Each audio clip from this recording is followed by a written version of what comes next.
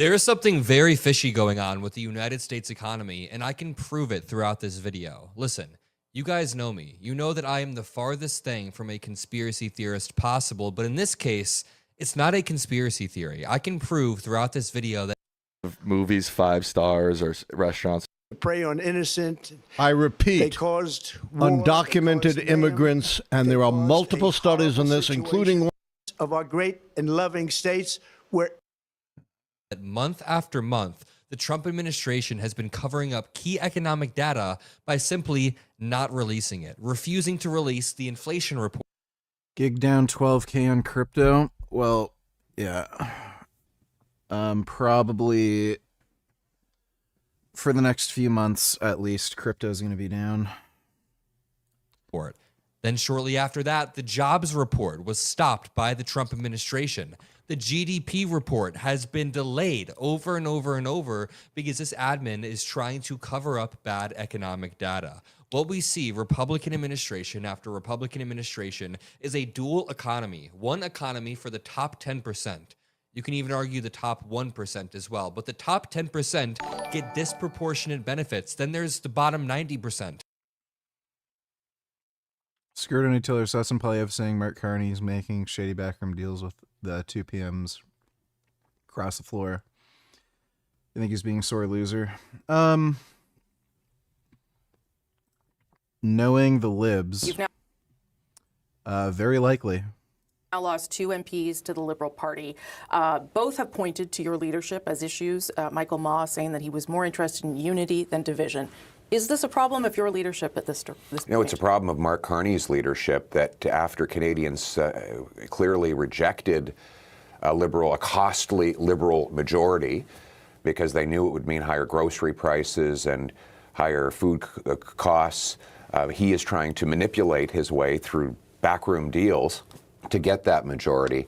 He's allowed to do this, though, right? Floor crossing is allowed. You've benefited from it in the past, but he's trying to take a majority, a costly majority, that would drive up the cost of living and enrich liberal elites, of course, but not through democratic means. My message to Mark Carney is that if you want a costly majority government to drive up taxes and deficits, then you have to go to the Canadian people and have them vote for it, not do it by a dirty... Like, he's making a fair point here. Canadians voted for what they voted for. We know how the parliamentary system works. And then, again, he's trying to flip it to a fucking majority with this, like, weird horse shit that people didn't actually vote for. Like, that is a fair point. And, like, we'll never know exactly why they flipped. But, yeah, Carney's a fucking scumbag. He's lied about literally every promise he's made. He's a fucking piece of crap. Thanks for the donation, Scur. The average American like you or I, that is not a lobbyist, not a massive donor to politicians that can help them dictate policy. We're not people that can donate a large swath of money to a candidate and go have a nice, luxurious dinner in New York right afterwards. No.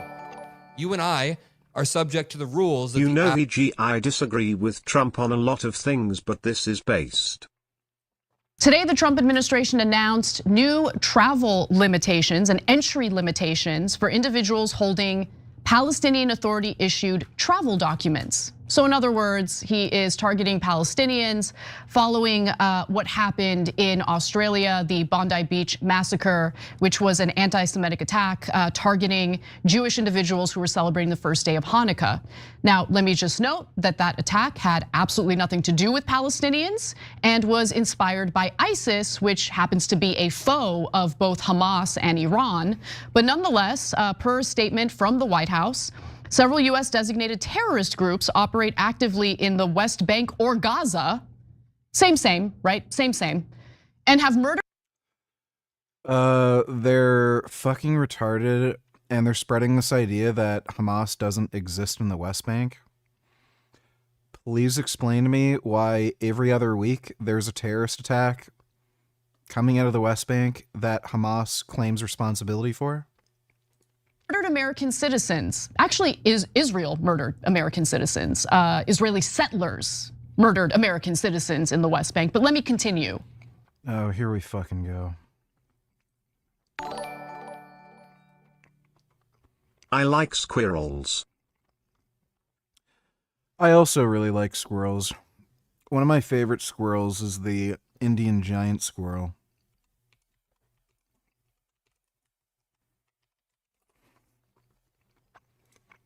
This is one of the largest squirrel species. The Indian giant squirrel, or Ratufa indica, is a strikingly colorful, diurnal, and mainly herbivorous tree squirrel species. Found in the Satpura Hill Range of Madhya Pradesh and Maharashtra, it inhabits deciduous and evergreen forests throughout peninsular India. This adorable squirrel displays 2 or 3 color patterns with shades of black, brown, and deep red, along with pink lips and nose, and bright dark or light brown eyes. It holds the distinction of being the state animal of Maharashtra. Locally known as shekaru in Marathi, these omnivorous creatures have a diverse diet that includes fruits, flowers, nuts, bark, bird eggs, and insects. Breeding habits are not fully understood, but males compete for mating rights, and sometimes pairs stay together for extended periods. They breed year-round or several times a year, with up to 35 days. Yeah, those are really awesome squirrels. Thanks for the donation, Speed Racer. Also, the recent war in these areas likely resulted in compromised vetting and screening abilities.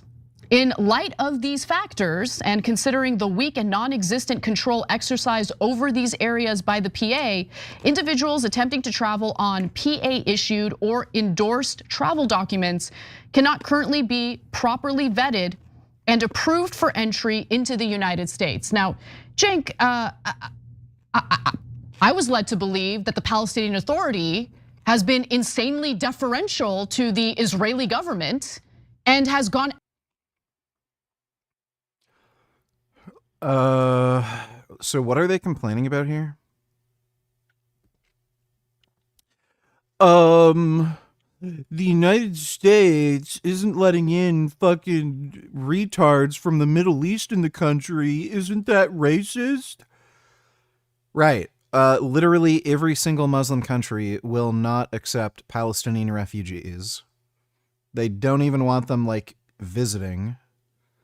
So, I don't know.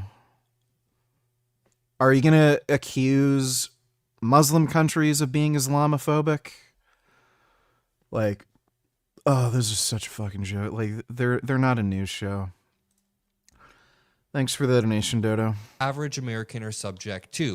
The Trump administration is currently trying to create this dueling economy for the top 10%, then pull the wool over the eyes of the average American who actually does have to visit the grocery store, who actually does go to something like Walmart or Costco or Target on a weekly basis to shop for their family over and over and over. The average American is not a part of this oligarchical class that Donald Trump is catering to.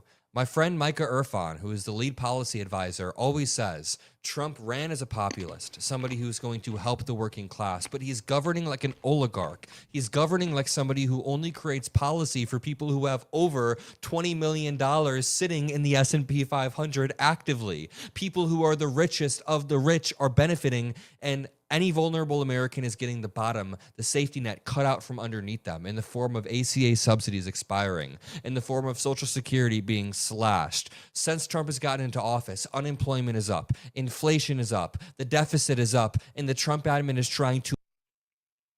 You have an exam tomorrow? Well, good luck on your bullshit exam. School sucks.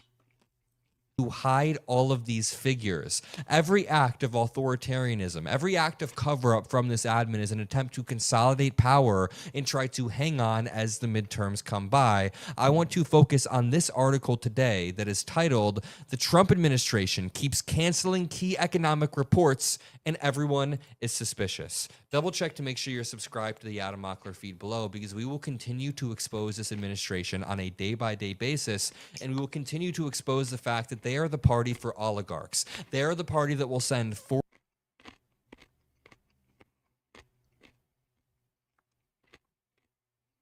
So now he's kind of forced me to act. But he goes a lot further. That I'm going up against Crenshaw is I am sick and tired of watching government officials and people in high places try to silence and bully regular American citizens. I'm sick of seeing it. Somebody's got to stand up to this. It might as well be me. All right, this is not the response I expected from Congressman Dan Crenshaw regarding Sean Ryan. Hey, everyone. All right. On my way out of D.C. after a long week where we have real work Also, once again, they are falsely claiming it was the Israelis that did it without any evidence for it at all.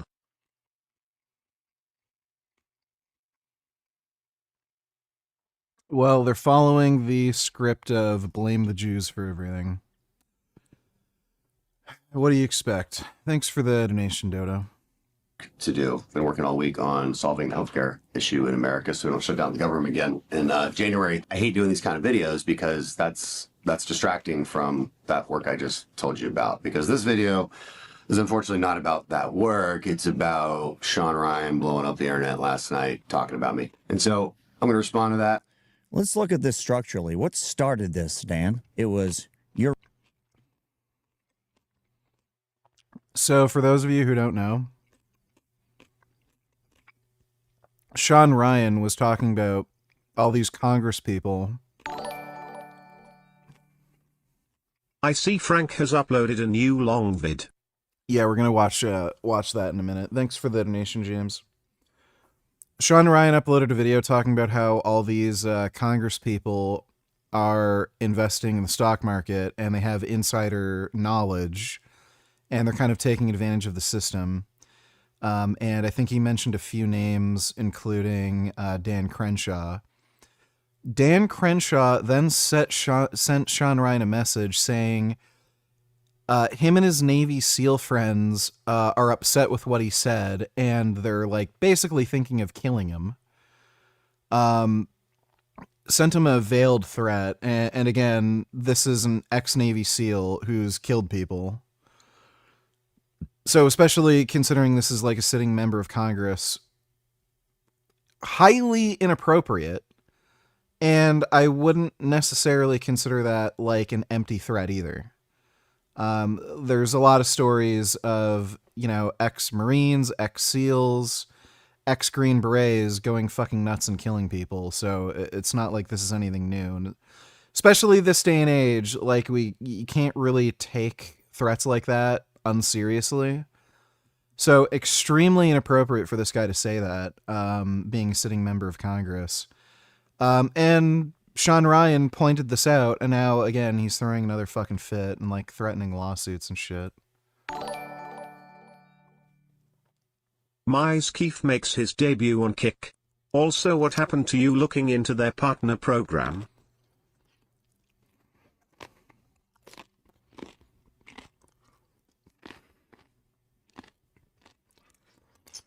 Well, some of it's me being a bit of a fucktard. Some of it's just not having enough time to do it. Like to stream on both platforms.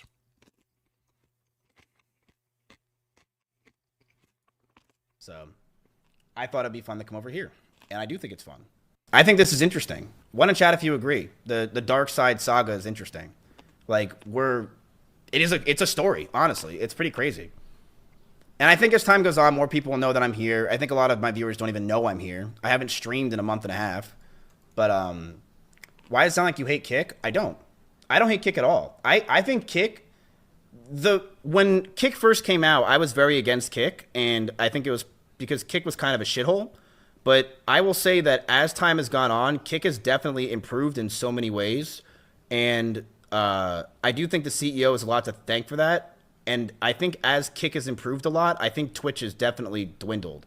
And it's pretty obvious, and I've been saying that for months anyway, that I think Twitch is something that has really taken to not have gambling ads. Just shows you that they're kind of in a bad spot.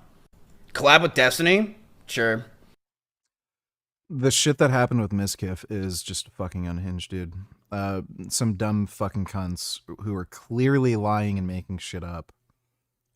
Like actually succeeded in fucking up his reputation and shit.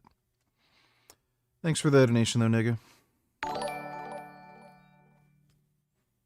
Why does TYT only ever talk about Plastoin like shut the hall up already? There is even a ceasefire now and they won't shut the hall up while Russia is still destroying Ukraine and Terry Southern News. It's their entire life and personality is pro-Plastoin. Well, I guess that's where the money is, hating Jews. Thanks for the donation, though, Dodo. Hey nigga, I won't waste too much time telling you how I am your biggest longtime fan etc, but just want to say awesome. What brand UGL are you on, nigga? Thanks, Nig. Hudson Science. That's what I've been using. Thanks for the donation, Frank Tufano. MK don't need $2. Trump is savage for real. These stories are hilarious. Wonder how long they'll stay up though, lol.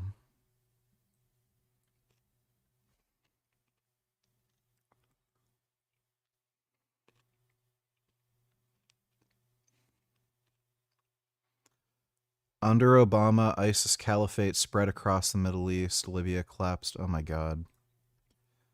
Is this for real? Slippy Joe Biden. Worst president. Is this like actually in the White House? This fucking unhinged, man.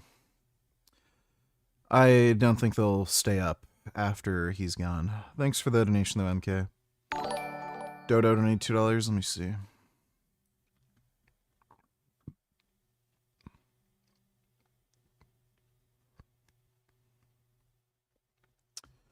Yep. Oh my god.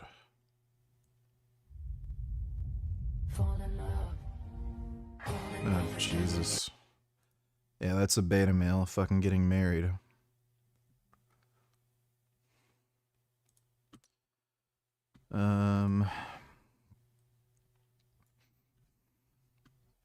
Alan Dershowitz, and he said, and now I met Alan Dershowitz, and he said the legal thing about 4 more years, and I said, Alan, I agree with you, so we can do it.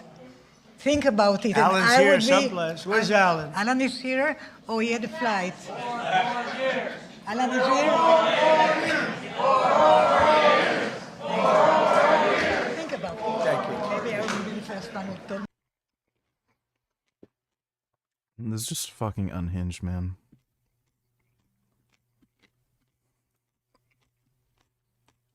We're gonna have another January 6th.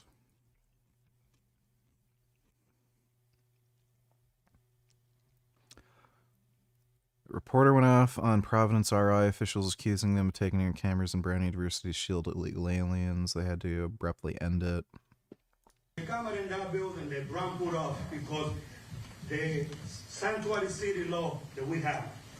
You don't want to record illegal immigrants, and you don't want to provide the footage to the FBI or immigration authority. One camera in that building, it come out from your detectives, they are friends of mine, they're angry at this investigation, that these people in Brown University put the camera off, they can identify that person.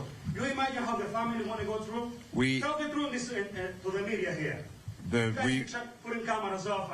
We heard from both the Brown police chief and the provost at Brown, who have shared that they have been fully cooperative and been forthcoming with all data and evidence that they have cooperative. So is this a Brown guy? He looks Middle Eastern-ish. Which, you know, checks out. In Moscow. So it's 88, 89, when the Soviet Union's imploding. It's just breathtakingly backwards. Yeah, they got a big fancy subway system, looks remarkably retro, and yeah, at least it works. But the consumer goods were so awful, the quality was so bad. You look at the buildings themselves, I get it, they make nuclear weapons. Do they make anything else? Their cars were a joke, their Ladas or whatever they were. It really is an emperor wears no clothes moment. That finally the little kids goes, oh, you're actually naked. Or I can give you an example. These acquaintances in Moscow were talking about hospitals outside of Moscow that some of them didn't have running water. How do you have a hospital without running water? Or when their kid had put her hand through, I don't know, glass door or something, and they wanted to get her stitched up because she's bleeding, and they bring her to one place, and oh, they got no thread to do the stitches, so then they have to go to another place. Jeez. And who runs a country like this? All right, you convinced me. BARD is acceptable. I'll stick here. The subway's not a big deal. That's insane. Oh shit. I gotta piss. I'll be right back.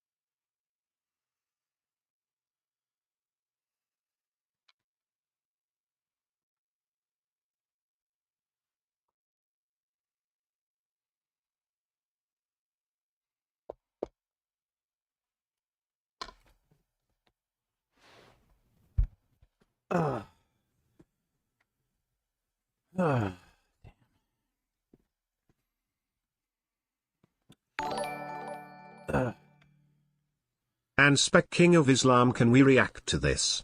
Let me take a look.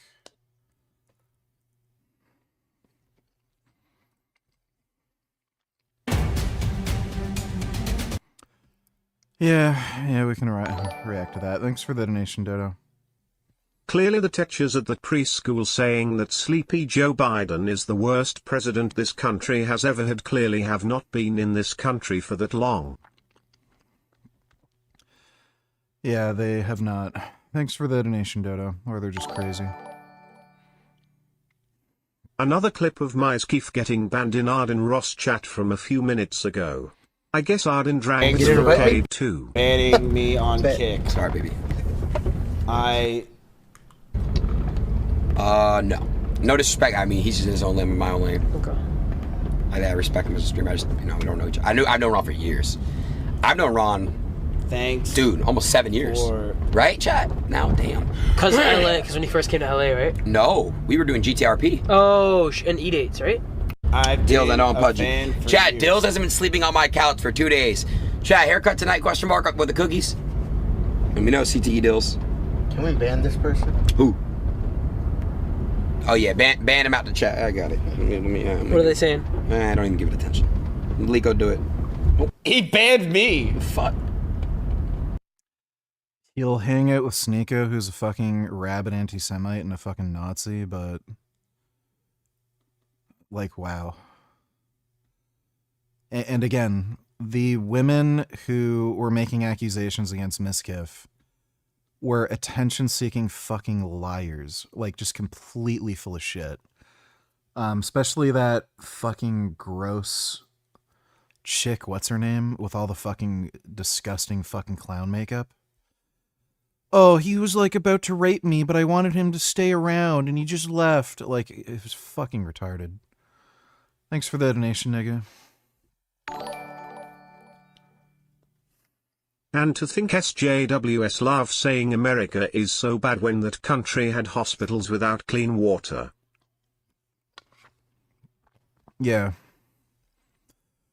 Seriously. I think I'd rather live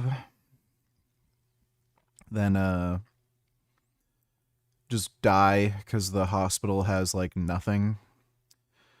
Thanks for the donation though, Dodo. A response to something Sean said long ago. Sean has an opinion about how congressmen get wealthy on their salary. He had an opinion on your birthday party with a megastar DJ.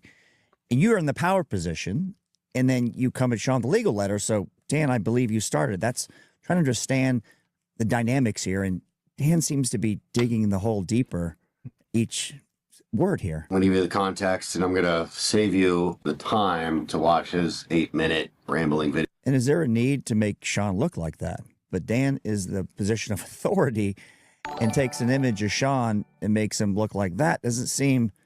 It's not what I expect. I'm disappointed. And kind of give you the facts here. This whole saga with Sean Ryan started just over a year ago. Fast forward a couple years, and they got Steve Aoki DJing their 40th birthday party. How does that happen? I know a big factor is the insider trading. No, I've never met Sean. We never served together. I don't know why he's got an issue with me. Maybe it's politics. He did very positively platform Gavin Newsom, of all people. He even gave him a gun to try and make him more appealable to maybe center-right voters. I don't know. I don't know what his intent is or... I'm not sure if Dan wants to resolve this situation or keep poking at Sean. It doesn't seem like he's able to say, hey, let me give you an olive branch, just part ways friends, and explain my situation. This is a response, and they're supposed to get together, they're lawyers. You know, the sensible thing to do would just be to, like, if you're going to make a response at all, would be to just say, hey, don't like the accusations they made, this isn't true, here's why it isn't true, here's the evidence. But I'm going to get my SEAL buddies to kill you. I'm going to sue you. Oh, he platformed a lib. Like, it's just childish. Like, this guy's clearly, like, guilty. That's just not how you act when, somebody makes that kind of claim. How much did the TNGH cost you when you started in August with that dose? The testosterone would have been about $45-ish a month, and the GH was $450 a month. And that's in Canadian dollars.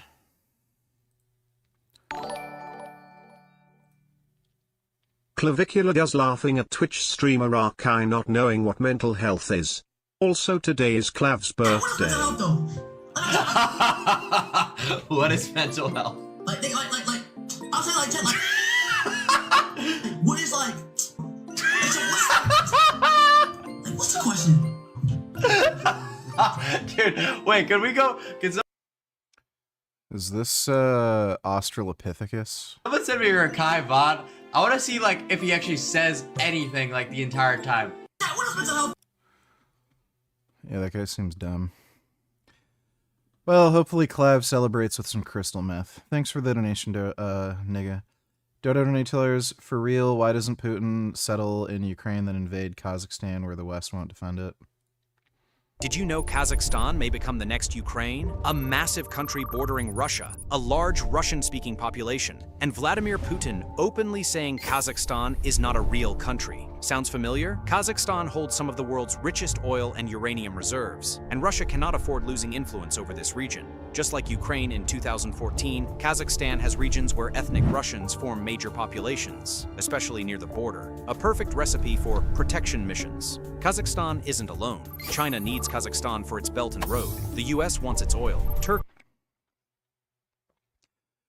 Yeah, I don't know if that would have angered China, and that's why he didn't do it.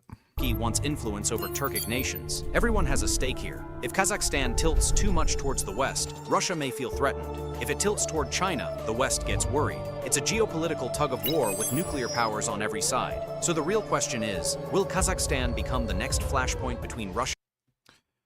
I don't know.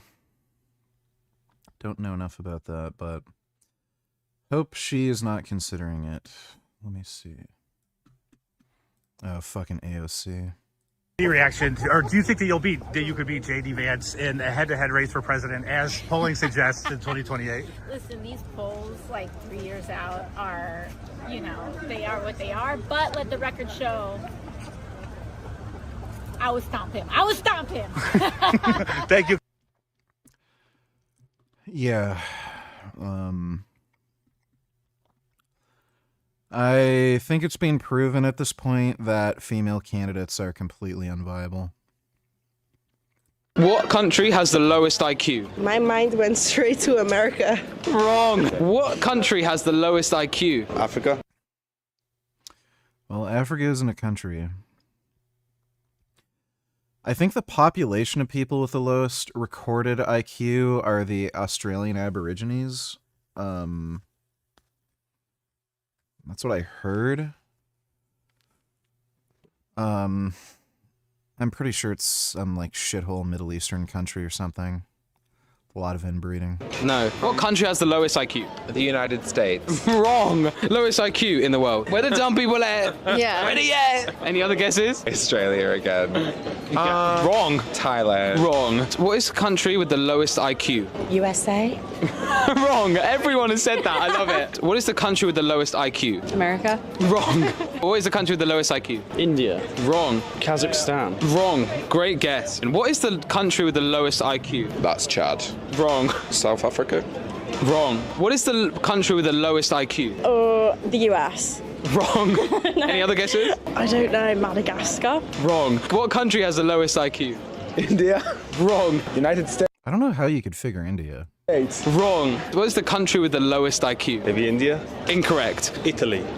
Close. Wrong. What is the country with the lowest IQ? Nigeria. Wrong. Those are weird answers. What's the answer?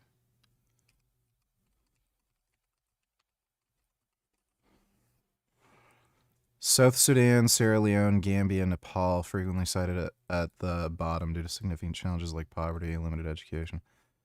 Yeah, I would have figured. So shitholes in Africa. Mostly. Well, thanks for the donation, Dodo. Are the Taliban paying travel vloggers to say Afghanistan is good? I've seen YouTubers say Afghan is top 500 places to visit. It doesn't look like they're paying anybody to do that. It's just like a stupid meme. So, yeah, it's just the memes that are kind of making them do it. I don't think they're getting paid. Kid Boo donated $2. Let me see.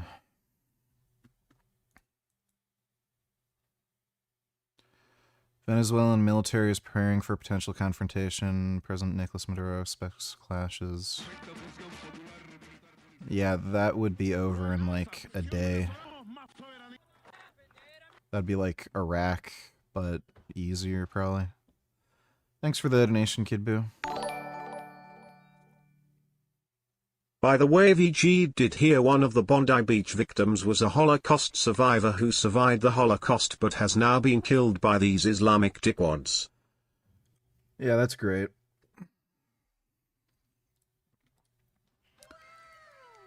Yeah. Fucking retarded. Well, I don't know when people are going to figure out it's a bad idea to let Muslims in the country. It's a bad idea to let fucking TikTok spread propaganda. I don't know when. Maybe we just need some more mass killings until people wake up. Thanks for the donation though, Dodo. Tool donate $2 impressive, question mark. Are we good? All right. Yeah, I think I've seen this video. Yeah, I've seen this one. It's an old one. Yeah, that's extremely impressive. That guy has ridiculous bicep strength. Yeah, that is nutty. Thanks for the donation, Tool. Maybe January 2nd and hash it out. But there's nothing to hash out here. It's very simple. We'll get to that. Why he's angry with me. But about a year ago, he took his indirect swipe at me. And I say indirect because he didn't mention me by name. He just said, hey, congressman getting rich and, you know, they can afford things like Steve Aoki at their birthday party. That can't be cheap. And so he accused me of hiring Steve Aoki, a big famous and probably expensive DJ, to play. Well, that would be true, right? You had Steve Aoki at your birthday, and we've seen several congressmen get very wealthy. The numbers, the Congress math doesn't work for the rest of us. I think that's a reasonable statement from a taxpayer. I have the same questions. And Dan, you could just say, hey, those congressmen aren't me. Here's what I've done, and solve the problem very succinctly. That could happen. But unfortunately, that's not what's happening. Private party for myself. By the way, not true at all. I did go to a Steve Aoki performance with a bunch of friends and supporters, but paid tickets just like everybody else. So no idea why he's obsessed with that story, but he is. And so I sent him a DM, private DM. I didn't publicly say anything to him. And in that DM, well, I said this. Said exactly this. I said, hey, Sean, you have the ability to contact your fellow team guy if you've got a problem with me or have questions about how I'm quote unquote getting rich. Some of my boys at 6 told me about your indirect swipe at me. From the comment you made, it seems like you have some beliefs that are based on trendy narratives instead of facts. Okay, so that's... Jasmine Durian Rider.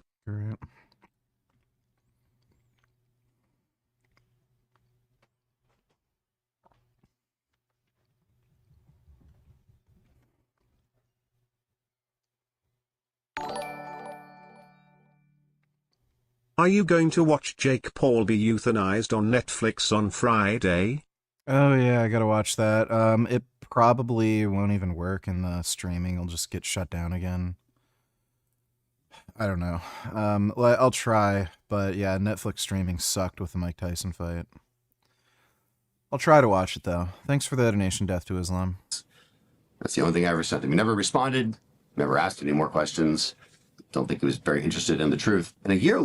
If you're not in Team 6, Dan wasn't, then why would you say your boy's in 6? It just doesn't make sense on its face. It does seem odd. I can see Sean's perspective. It's like, hey, my boy's... So it turns out, not only one of the shooters was a former IOF soldier, but his no trail plotted the whole thing. Not surprising since the regime deployed the Hannibal Directive on their own people for propaganda. What was this stupid horseshit? What is Chabad, the Jewish organization that put on the Bondi Beach Hanukkah event? It's a far-right Zionist organization with political alliances in Israel. Oh, which one you say? The Yehudit Party, even more extremist than their current Likud Party, led by Ben fucking Gvir himself. Is this an innocent organization? As a Jewish... Oh, here we go. White guilt. To the extreme. Oh, everybody there deserved to get shot. Person, why would you show up to an event put on by this organization unless you yourself are a raging Zionist? Oh, so they all deserve to get shot. They're raging Zionists. Oh, sure, the vibes were just immaculate at the fascist Hanukkah event. Also, anyone with truly basic fascist Zionist Hanukkah event. Like, what the fuck? Pattern recognition. I don't care. It's fucking stupid. This dumb bitch.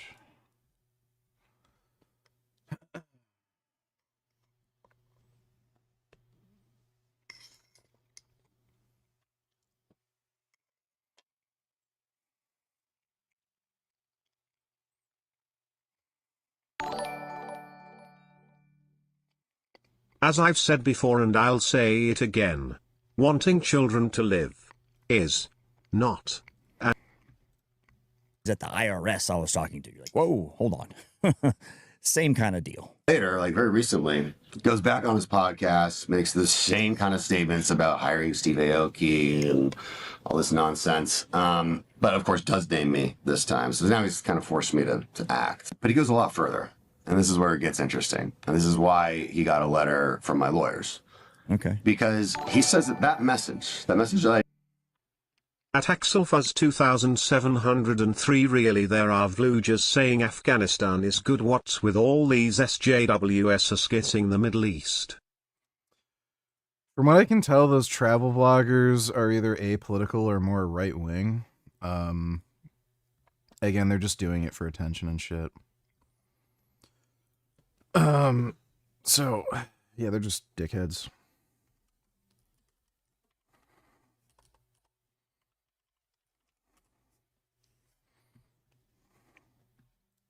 I just read to you was actually a threat to assault him. Again, is there a need to make Sean's image like that? I feel threatened. Is that what it's? Are we trying to fix this problem here, Dan? Or are we trying to throw fire on the problem? I like to interrupt you while you eat. It reminds me of when Redacted used to bother you about changing a light bulb or some random stupid shit right as you go to sit down to relax and enjoy your meal. You need some of that back in your life, don't you? Definitely don't. Thanks for the donation, 21st.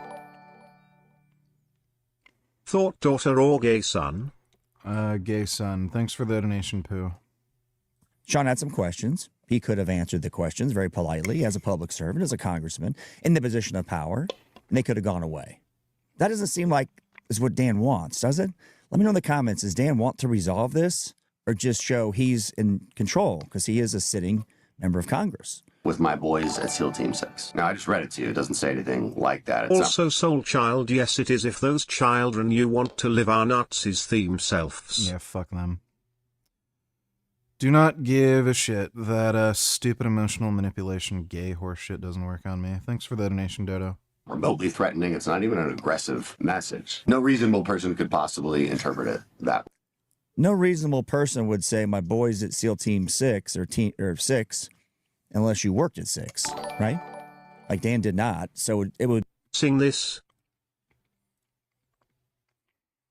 It's beginning to look a lot like Christmas everywhere you go. Take a look at the fluffy men. They're glistening once again with squishy beans that warms your dreams, you know. It's beginning to look a lot like Christmas. Boys in every floor. But the prettiest sight to see is the kissy that will be on your own front door. A pair of huggies and glumpies with rubbies and passes the wish of sillies and goobs. Boys that will kiss and will cuddle and bliss is the hope of closets and prudes. And we're all chippy chapping to dance and stick like glue. It's beginning to look a lot like Christmas everywhere you go. There's a floof in the boy hotel, one in the park as well. It's the toasty kind that doesn't mind the snow. It's beginning to look a lot like Christmas. Soon the mwah will start, and the thing that will make them smooch is the blush that make you pooch right within. Oh, sing this. Fuck. I'm a fucking retard. I didn't notice. Okay, I'll sing it. Thanks for the donation on Wib.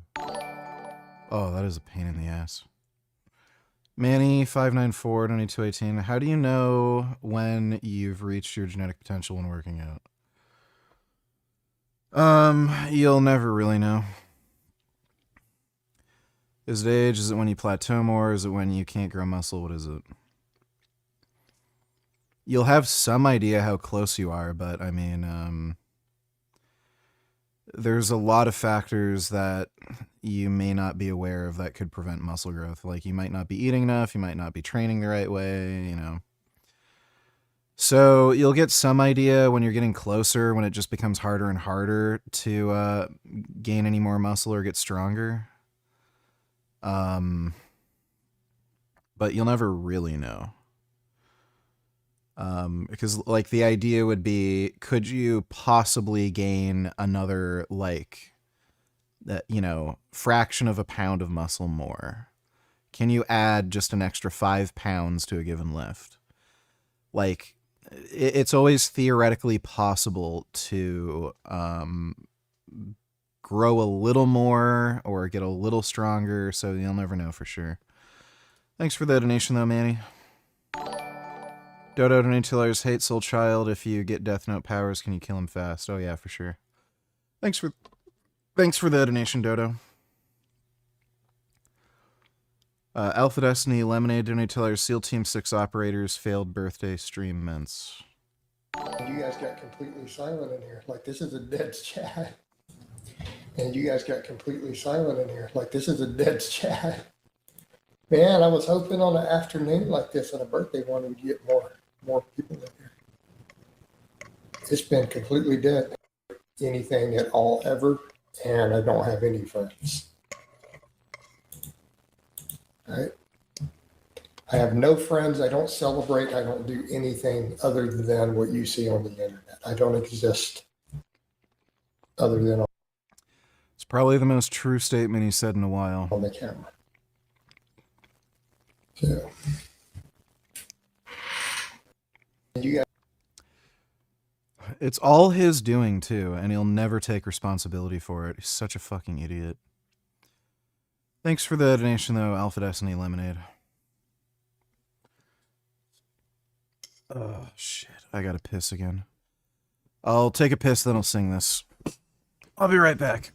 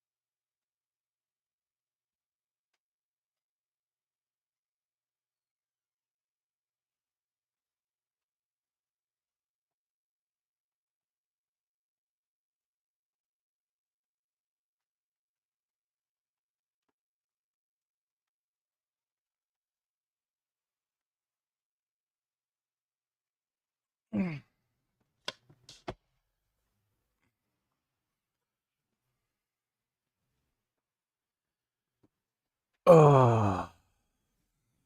Thoughts on undulating progression?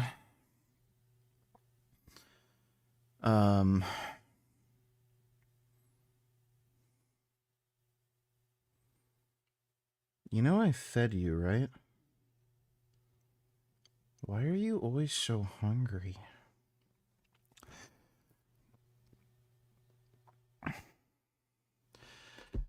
If you have trouble accumulating linearly, just because you feel like you're getting fucked up and your joints are sore and everything,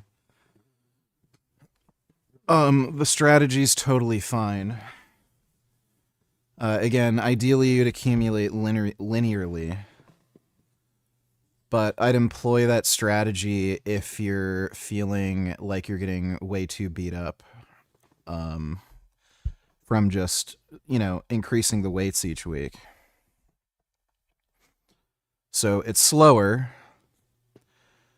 and it's a little more complicated, so if you don't have to do it, I wouldn't bother. All right, let's see. It's beginning to look a lot like Christmas. Everywhere you go. Take a look at the fluffy men. They're glistening once again. With squishy beans that warm your dreams, you know. It's beginning to look a lot like Christmas. Boys on every floor. But the prettiest sight to see is the kissies that will be on your own front door. A pair of huggies and glumpies with rubbies and pats that wish the sillies and goobs. Boys that will kiss and will cuddle and bliss in the hope of the closets and prudes. We're all chippy chapping to dance and sick like glue. It's beginning to look a lot like Christmas. Everywhere you go.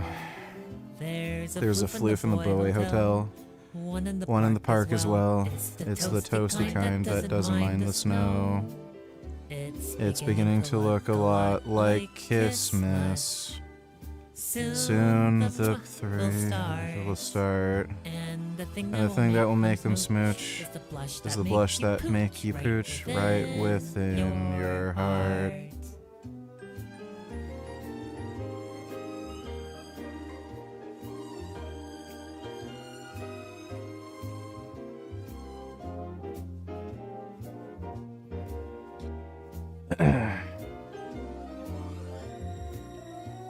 It's beginning to look a lot like Christmas.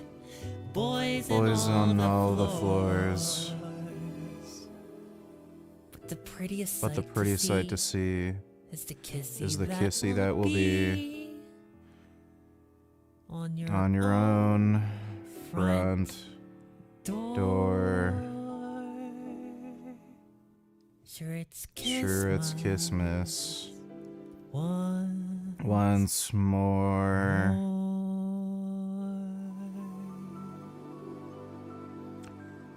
Alright, that was adequately gay. Thanks again, Non-Wib. Would be odd. It was like saying, my boys that are in the mafia, or my boys that are in the IRS. It just, were you involved in that? No, but they're my boys. It's an odd statement. It's odd word choice, and he knows it's odd. And he used it for a reason. At least that's what Sean's perception was, right? I think that's a fair assessment. Coming from a person in power, person with authority. It's a little concerning. I could see Sean's point. You're publicly accusing me of a crime of conspiring to get a bunch of SEALs together and go commit assault. It's a really serious accusation. And I you know, as much as... By the way, he's threatened to kill people before. I think he said if he ever saw Tucker Carlson in person, he'd kill him. I'd like to ignore it. I have a daughter who's going to read this kind of stuff one day, and she's got to know the truth. And you, the voters, have to know the truth. Okay. And so I told my lawyers, send him the letter, ask him to retract. Of course, he hasn't and won't, or says he won't. And so here we are in this silly, exhausting, social media battle and potentially legal battle that just never needed to happen. You wanted him to retract it, take down the video, make a public apology. I know that's your lawyer's demands. A lot of demands here. Instead of saying, Sean, here's what happened, just explain it. Here's how I afforded Steve Aoki. Here's how I afforded all these lavish things on my salary. That's how it works. I don't know the rest of the Congress people. Would have gone away, right?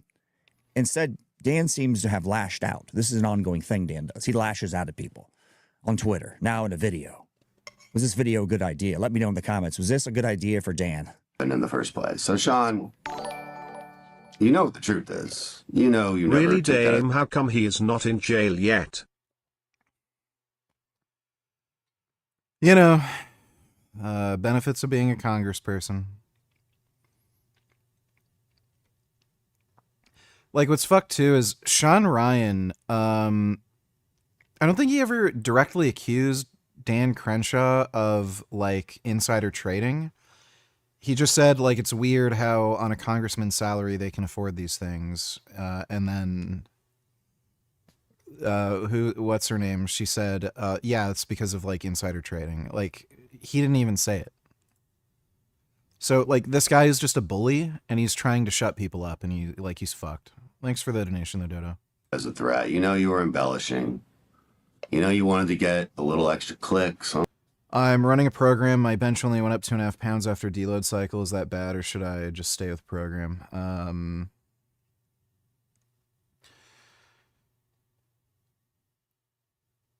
Well, it kind of depends on a lot of factors. How much are you benching, for one thing?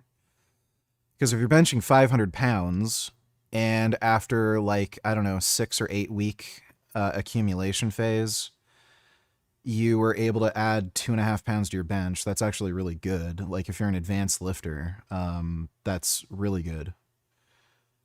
If you're only benching like 200 pounds and it only went up 2.5 pounds, like, yeah, that's kind of shitty. So unless you think you can improve on the program in some way, I'd just choose a different program. But it entirely depends on a lot of factors, like how much you're actually lifting right now. But I'm assuming you're not benching 500. 162.5 single. Yeah, that's terrible.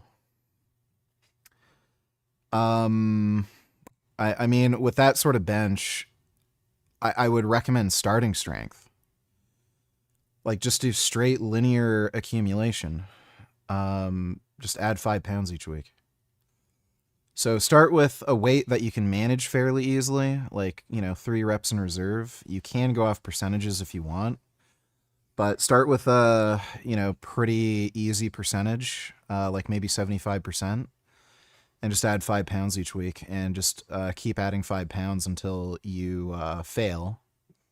And I would say fail 2 weeks in a row. Like, it might have been a bad week, so just do an extra week. If you fail again, then do a deload, and then restart the whole process. Like that basic strategy is what got me to a 410 pound bench. So your performance is going to be asymptotic. So, I might have started a mesocycle doing 330 for sets of 5, over like, it was a 6 week, it was over a 6 week period. I'd be able to add at least 10 pounds to my bench. With a really, really good 6 week phase, it would be 20 pounds. Middle of the road, it would be like 15. And then I might end the meso with 345 by 5. Starting the next meso, I'd go down slightly. I'd start at like 335. And then I'd accumulate up again, and then I'd end up getting to like 360, and then like start the process over. Then you start the next meso with 350, and then you accumulate again, and then you get up to 365. Like that basic strategy is what got me to a 410 bench. People just tend to overcomplicate training and do silly, stupid shit. Just training hard and just doing like simple basic things works. Everyone who got strong just adds weight to the bar and trains hard. Like that's 99% of, what training is. Very simple and straightforward. So if you're only benching 162.5 and you only gained 2.5 pounds to your bench, I don't know over what time period, but I'm assuming it's going to be like around 6 to 8 weeks. Yeah, that's trash program. I would just try running starting strength. You don't even have to do the whole starting strength program. You could just do the starting strength program for bench and overhead press. But yeah, I wouldn't bother following that program anymore. Kid Boo donated $2. Let me see. Front lines throughout the C rate.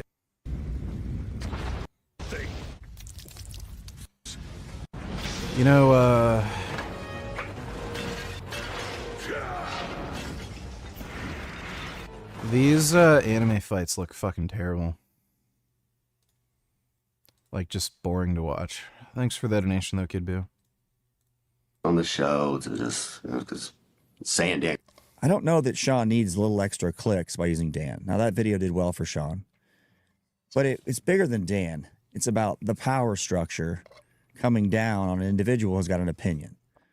If it happened to someone small, they just would cave. But Sean's got the ability to fight back. There lies the issue here, right?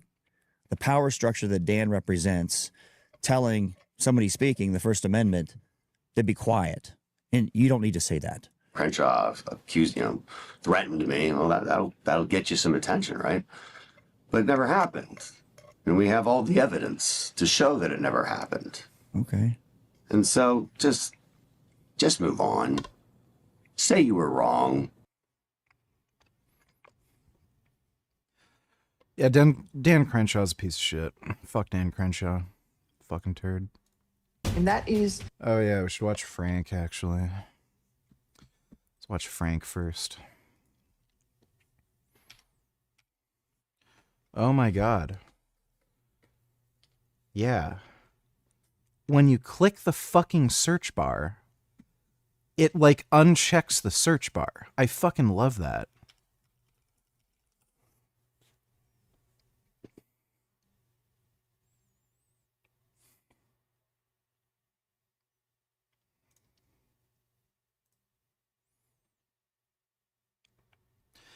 If you were making more progress running starting strength, then obviously starting strength would be a more ideal program compared to whatever the hell you're running now. So even if the gain slowed down, who cares? Better than the program you're running. Lamp oil. Robe. Bombs. You want it? It's yours, my friend, as long as you have enough rubies. Sorry, Link, I can't give credit. Come back when you're a little, Richard. Is that the Sega CDI Legend of Zelda game? Yeah, that's from the CDI, right? Thanks for the donation on Wib. Destroying your health. You know, just All right, we already saw that one. Number one, I thought I was happy, but a few months after seeing how absolutely stunning this girl was before any surgery got me thinking about the differences between why men and women get surgery. And almost all of these girls have a boyfriend, partner, plenty of male attention. Guys, on the other hand, they get surgery because they can't get girls. They're trying to attract more women by making themselves more attractive. And I think these women are just influenced by some type of social media pressure, or like they see a doctor advertisement, or they get this idea in their head that they have to have certain facial features despite being the most beautiful girl in the world. For some reason, they get convinced by some outside source that they still need plastic surgery. And I think most people would agree that this girl was absolutely beautiful before she had any type of work done. And these doctors... Women are just neurotic, insane people, and no matter how good they have it, they're always going to complain about something. That's why they get plastic surgery. They could be considered the most beautiful woman on the planet. They'll still think, oh, I could be better. There's this problem here. It's just the way women think. I don't even think social media has much to do with it. It's just a fundamental issue with the way women think about things. So yeah. Doctors are criminals for even performing.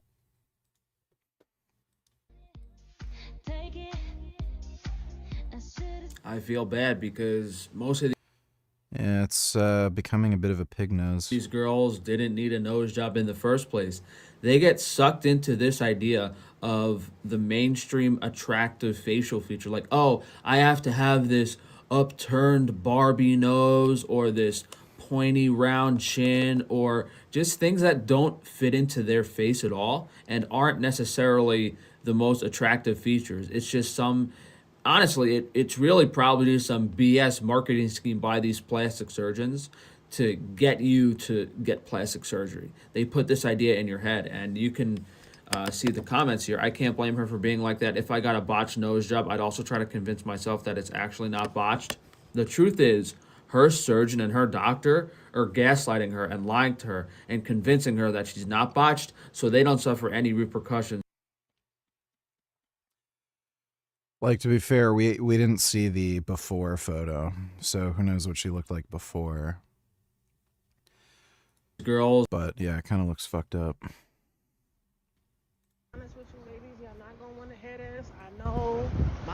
I'm kind of glad more women are speaking out about this, because for some reason, a lot of women really don't like listening to men, even when they're trying to help them. This my body, my choice stuff, a lot of these movements are getting women harmed. And it's at the point where a lot of people will just sit back, leave them to their own devices, let them harm themselves and learn the hard way. And I knew a few people on social media, and I saw them like posting stories and stuff and things about how, oh, I'm looking forward to getting my BBL, my rhinoplasty, da da da. I have personally messaged people in the past, say, hey, trying to be nice. You really don't need this surgery. You're beautiful. Maybe you can get this surgery. I was being objective. I was saying, hey, look, maybe your nose is a little big, or maybe you could use a forehead reduction, but you definitely don't need this. I was trying to help these people.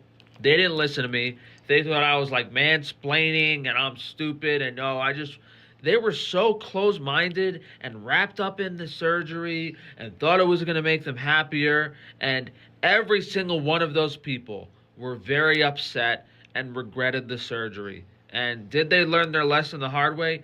I don't know, but it's really wild to me how people can get so sucked into the idea Yeah, Frank's still a little cross-eyed. of a surgery without having an objective evaluation of their face.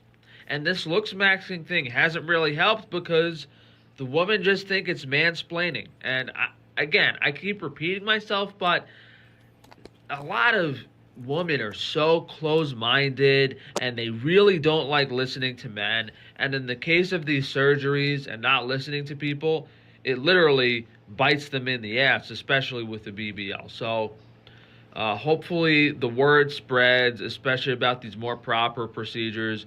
I've seen, just to name a few off the top of my head, I've seen a lot of women get rhinoplasties and nose jobs that they didn't need. I've seen some women getting jaw surgeries, their jaw shaved down when they clearly didn't need it. Just a lot of filler. A lot of filler in the cheeks and jaw and different parts of their face, really ruining these girls that did not need filler at all. This idea of like what some plastic surgeons are trying to portray as attractive, like the pointy chin, the bloated cheeks, the lips, like the cat eyes, just these surgeries that don't actually make you look better, that women get sucked into, and it ends up for the worst in a lot of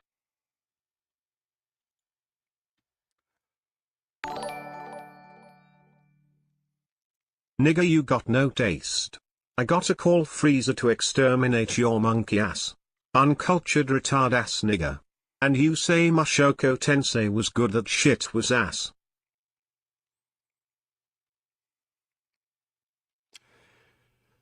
It was good.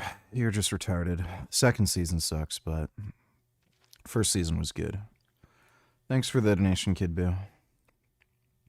The stocks we have on Frankie's Free Range Meat that are made from the highest quality pasture-raised corn and soy-free animals. So not only are they the healthiest and most nutritious available on the market, they are also the most flavorful.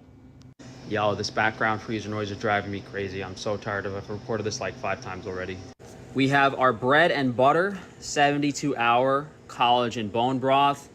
More flavor, beef stock concentrate, a lot of meat. You could tell the color difference. Slightly more expensive, but definitely more bang for your buck.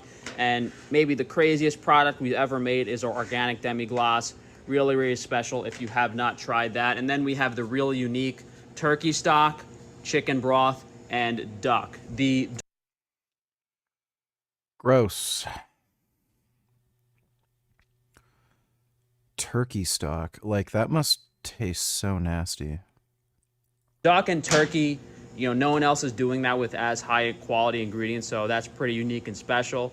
Check it all out, guys, on frankiesstrangemeat.com to make all of your meats and sauces. Holidays, guys, no hope for the background noise here at Frankie's Strange Meat, but it is the last chance to get your prime rib in time for either Christmas or New Year's. The holiday shipping is very iffy because, it's Thursday holidays every week. So we're shipping everything out today, Wednesday, tomorrow, Thursday, the week before Christmas week. So whether you guys want a bone-in prime rib, we have that available, as well as the boneless prime rib, which is a little bit better bang for your buck. Not as nice of a presentation, slightly less flavor. We also have some really nice tomahawk steaks. If you guys don't want to do the full prime rib, tomahawk steaks are great as well. Everything is available on frankiesfreerangemeat.com, and be sure to check out our stocks, our sauces. I hope he goes out of business soon. I don't know how the fuck this guy is still staying afloat.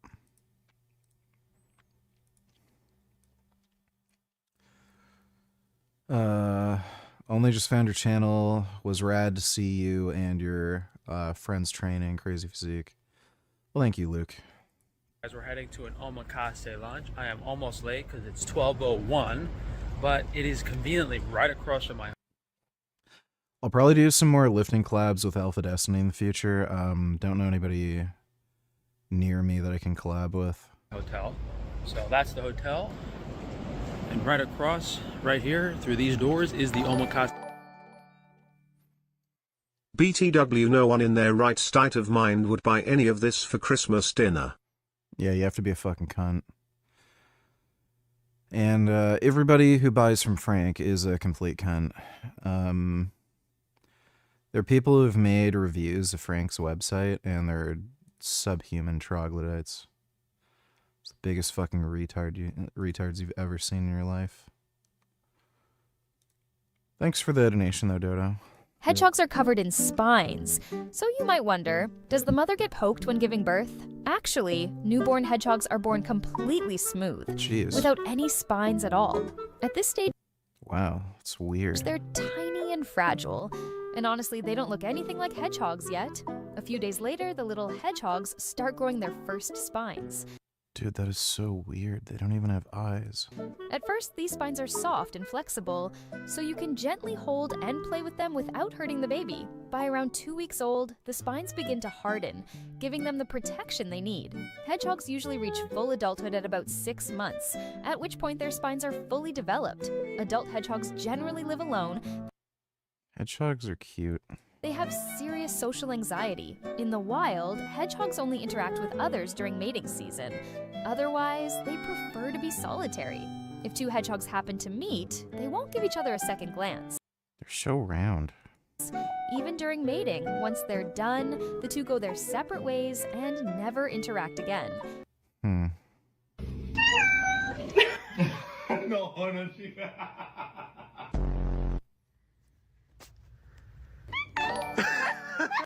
My goodness. Well, once again, that just goes to show good reviews mean nothing anymore. Yeah, they don't. Everyone's an idiot. You can't trust reviews. Just outrageously stupid. I had my steering damper on my Ural brake. It was the one piece that connects it to the bike. So before I could get the replacement piece, I just ordered a cheap steering damper on Amazon, and I read reviews on whether or not it would fit with my bike, and there were idiots saying it didn't really fit properly, and you don't have full steering lock. So I bought it anyway. Sure enough, it does fit properly. You do have full steering lock, and the fucking idiot who did the review just didn't know how to fucking install it. But, like, everyone's a fucktard. You can't trust any reviews of anything anymore. Thanks for the donation, though, Dora. Hi. Wow. I like cats. Hi, baby. I brought you a snack. Oh my god. Here. You want Oh. Huh, bud? You want a bag? Oh. Oh, yeah, you got the bagel stuck on his teeth. Look at my boo. It's okay. It's okay. So disrespectful. Did you catch him? Stupid kids. He's got a little prehensile tail.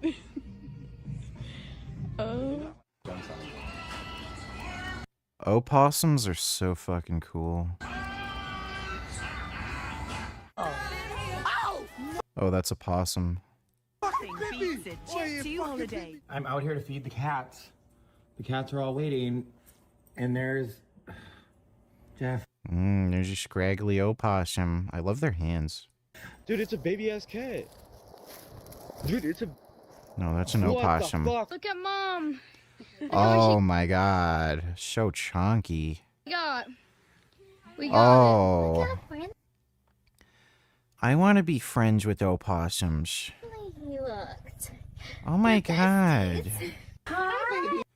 They're so cute.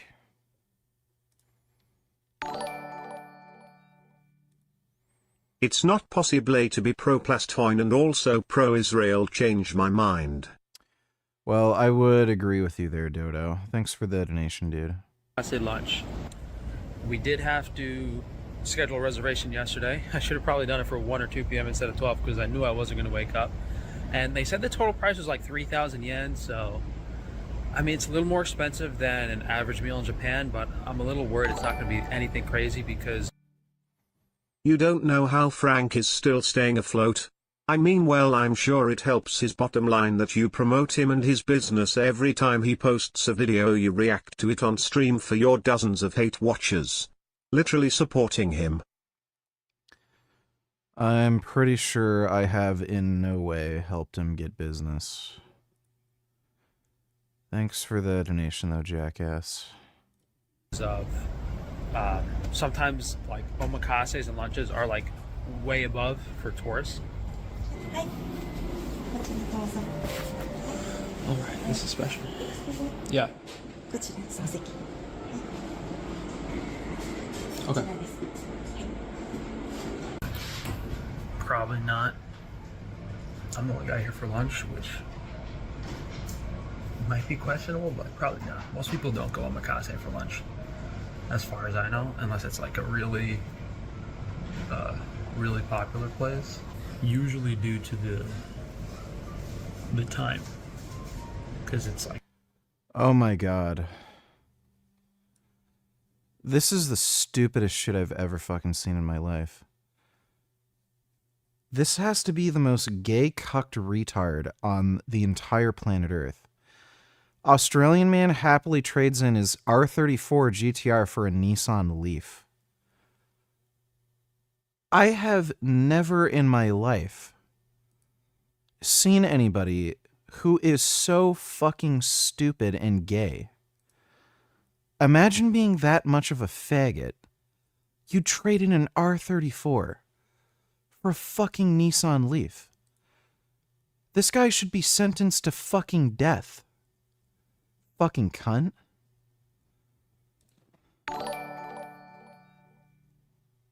Agree. Dodo claiming to be pro-Palestine and pro-Israel is an oxymoron. Yeah, it is. Thanks for the donation, Dodo. Like an hour. You know, it's not quick. Yeah, I looked at my bank account and I looked at the Jiro sushi price and I was like, you know, it's definitely overpriced. It's definitely overpriced.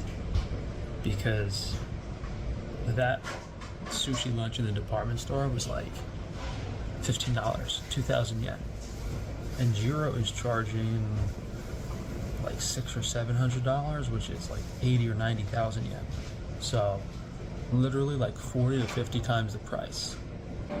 Glass sparkling water. Is that what we have to do to get glass bottled water in Japan? Just have omakase every meal? Profit 60-70% if you're charging 50 times more than the competition. So you think someone just saying Redacted's name or showing you a video of his promotes him and he gets attention and money off that? But you'll react to literally hours of Frank promoting his website and products every day and that doesn't support him? You're, very annoying and stupid. I'm not gonna explain myself, because what would be the point? Thanks for the donation, 21st. Yeah, that's 3,000. Well, I guess you can only do 2 or 3 seatings a day, right? How many seatings can they do at dinner? Oh wait, you know what?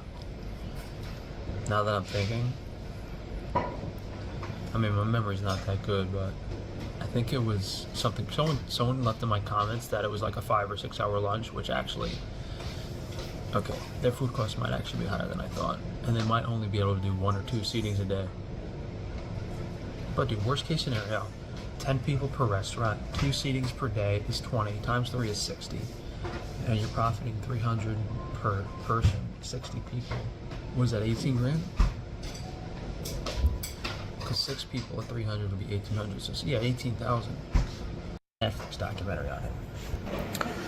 So he's got a bunch of stuff there. I don't know what he's making.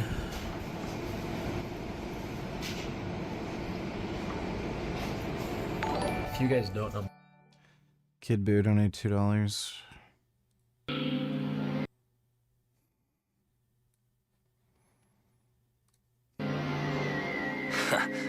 You are indeed the descendant of the Mazaku, and I couldn't be happier. And what's so funny about that? Not so much funny as divine, that fortune would smile upon me. How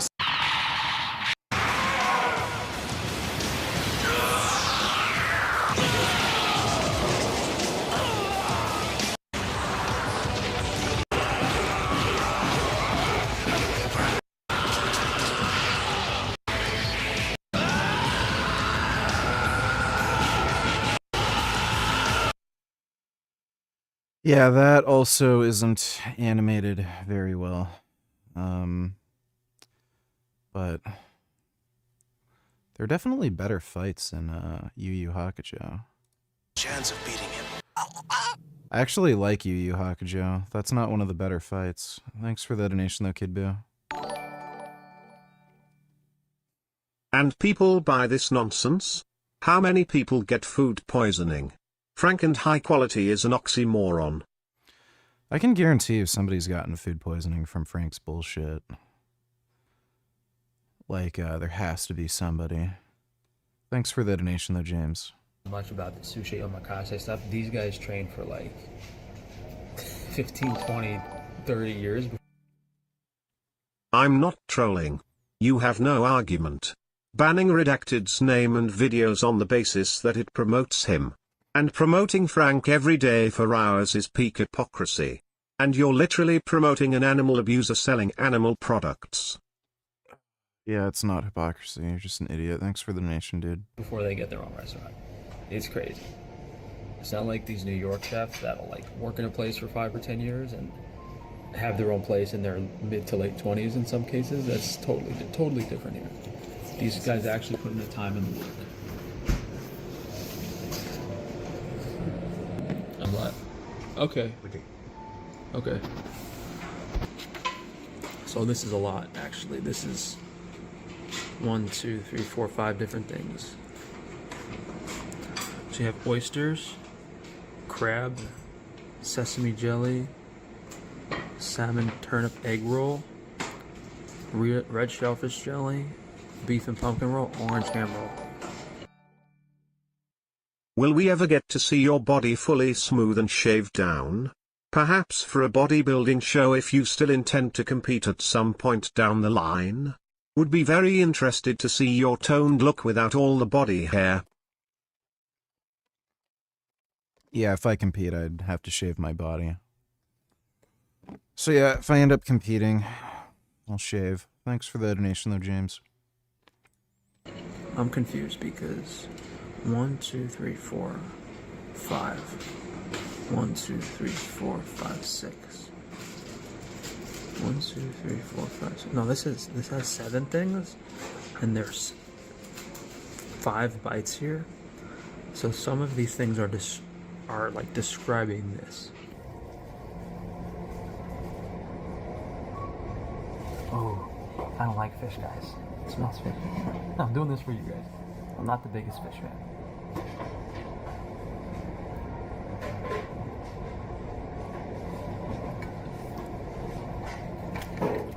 I think that was the crab gluten with the yuzu dangaku. A little chewy, very mild flavor, nice texture. Fishy. Yeah, just like a mushy texture. Ocean, briny flavor, a little umami. Egg roll. I'm not sure I like turnip, but flavors work really well. I mean,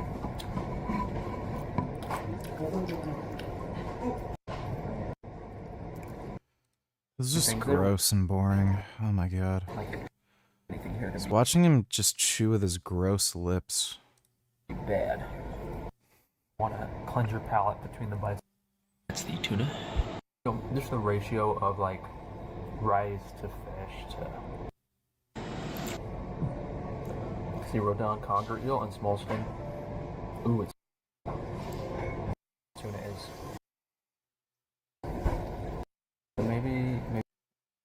Well, this is the trashiest, shittiest, unwatchable content Frank's ever uploaded. The worst terrorist attack in Australia's history. Sadly, I was not surprised. Australian authorities have a lot to answer for. Jonathan is... Yeah, one of those terrorists who committed the beach shooting. He was on Australia's watch list for terrorism. So he was on a terrorist watch list. They do nothing, and they let him get access to guns. A spokesperson for the IDF. No, he's not anymore. He has been directly responsible for much murder of Palestinians. Just imagine there are 5 to 10 people per stream that don't like you, and don't know who Frank is. You introduce 5 to 10 prospective buyers for Frank every stream. I don't know what's so difficult to understand about that. I think you're just a dishonest nigger. Uh-huh, that's great. Thanks for the donation, dude.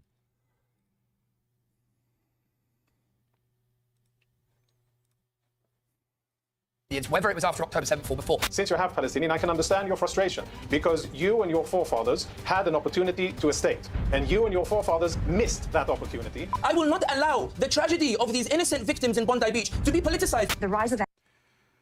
Wow.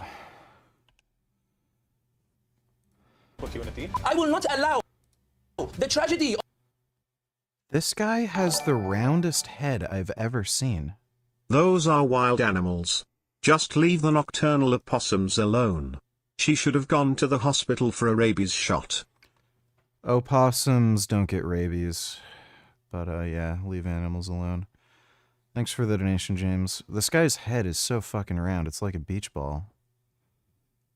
That is crazy round. I don't think I've ever seen somebody's head almost be a perfect circle. So weird. Of these innocent victims in Bondi. I was on social media actually on Sunday morning in I think this is going to give me like a massive fucking headache. London when the first reports began to come in from Bondi Beach, and it says something about the times we live in now. That when I heard that there were gunmen opening fire on people on Bondi Beach, my first thought was, oh God, I hope it's not Jewish people. Because I know there's a lot of Jewish people who live in Sydney, who like to go to Bondi, a lot of people in Melbourne as well. But in fact, most Australian Jews live in those two cities. And very quickly it became clear there was a Hanukkah festival, that there were families, and that these shooters deliberately targeted them. And it was an appalling anti-Semitic attack on Jewish people because they were Jews. There's no other way to describe what has happened. As a senior member of the Israel government, as a Jew yourself, what was your reaction? Because I was horrified, and I'm not Jewish. Well, I think every single human being, every decent human being should be shocked to its core. I mean, those sights, those images are heartbreaking. This is a tragedy. This is a Jewish tragedy, an Australian tragedy. It's these are children, elderly Holocaust survivors who went to celebrate the holiday. Thousands of people from the Jewish community gathering together to light candles together, and children to play with griddles and to dance to music. And those two monsters, those two terrorists came with hunting guns to hunt for Jews. That's the reality. And it is heartbreaking to see it. And I have to say that not just as a representative of the only Jewish state in the world where we feel responsibility for Jewish community, but this is a personal one as well. The first images that came to me were from my own friends in Bondi, in Tamarama, in Sydney. I don't know if you know that, Pierce, but I used to live in Sydney for 6 wonderful years. Right. Australia is one of the most wonderful places. I worked at the Bondi Vet. I surfed in Bondi Beach hundreds of times, went to celebrations with the Chabad house. This used to be one of the most protected places for Jews. This is my community. This is my friends, my relatives. And to get those messages from them and the images, it really shook me to the core. It's absolutely heartbreaking. It's a tragedy. But I must say as well, Pierce, this is not a surprise. It's not a surprise at all. Well, there have been an increasing number of anti-Semitic incidents in Australia since October the 7th. That is indisputable. There's been a rise of that kind, obviously nothing on the scale of this, but there have been enough warning red flags for people in the Jewish community and in the Israeli government, including Benjamin Netanyahu, to raise alarm bells about what the government in Israel, and you can obviously speak for them now, what they have seen as a lax attitude to this issue by the Australian Prime Minister Anthony Albanese and his government. So explain why the Israeli government feels, as you have put it, betrayed. Well, it started even in the first few days, just 2 days after the worst massacre of Jews since the Holocaust, where we were still mourning and burying our dead who were, entire families were burnt alive, little girls were raped, trying to pick the pieces together.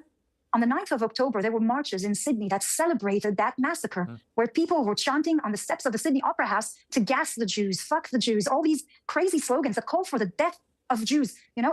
This have emboldened them to go more publicly and to call for violence and killing of the Jewish community in Sydney. And then it continued for 2 years when they called to globalize the Intifada. When you say to globalize the Intifada, the Bondi massacre, this is what it means. It means to bring that hatred, that violence, those massacre, beheading people, what we've seen during the Intifada, and to bring them to London and to Sydney and to New York and to Toronto. And that's what it actually means. And unfortunately, during these demonstrations and those chants to kill Jews, no one was arrested. These are hate crimes. This is called for death. No one was prosecuted, no warning. So what message do you think that actually sent to those radical people who were seeking and chanting to kill Jews? Let me ask you, if I may, a difficult question. It is a difficult question, but it's one that I have raised a lot this year since I've become increasingly critical of. Called it Siney, he's live now, you need to get him in order and get him to get Democrats in order. We cannot have Ahmad Mani 2028 also debate him on his dumb recent vegan arguments.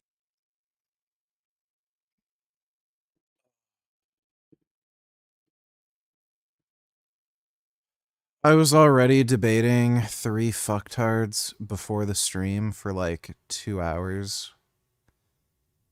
I can't right now, dude. I just can't do any more arguing. Another time. Thanks for the donation, Dodo. The Israeli government war strategy in Gaza, and particularly on the civilian death toll, and particularly of children. And I've done that with the context of, from after October the 7th, I was incredibly supportive of Israel's right to defend itself, and will always defend a country's right to defend itself after such an appalling attack. But there is a belief that in the last year in particular, by going, as many people see it, way over the top in what it's done in Gaza. They have not gone way over the top. And not allowing foreign journalists in to even see what's happening, with the slaughter, the devastation, and so on, that the Israeli government has made Israel, and therefore, by association, Jewish people, more and more vulnerable to hatred, to dislike, to opprobrium, and so on, as a result of the consequences of the Israeli government actions. Now, to me, there's no defense for that, but nor can it be denied that that may be part of what is happening, is that people are either genuinely enraged by what the Israeli government's been doing to the extent where they believe this kind of thing is justified, which I don't think it is, or they are using it as an excuse. Do you, as a member of the Israeli government, have any qualms about the scale of what's been going on in Gaza? VG, you don't get this chance often, you have to, okay? Don't argue, then don't disappoint me, you always make excuses. I'm not gonna make excuses, okay? It's just, the thing.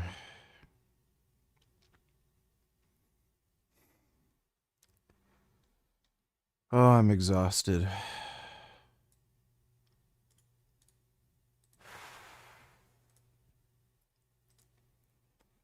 Thanks for the donation, Dodo. Is happening is that people are either genuinely enraged by what the Israeli government's been doing to the extent where they believe this kind of thing is justified, which I don't think it is, or they are using it as an excuse. Do you, as a member of the Israeli government, have any qualms about the scale of what's been going on in Gaza and whether that has in any way contributed to this anti-Israel and conflating into anti-Jewish sentiment around the world? So I want to ask you a couple of questions in regards to that. The first one is, how the hell does murdering an innocent 10-year-old girl in Bondi Beach, helping, contributing, has anything to do with that? Well, it doesn't, but that's not my question. My question is whether you... And the second one is... That's not my question. Obviously, as I said repeatedly, when I frame my question, with respect, though, listen, just to be clear again, with respect, I didn't say that I believe this myself, but I have raised this as a concern that I believed that the safety of Jewish people around... Dodo Tellers, can you just see if he's at least in his server? Why? Oh.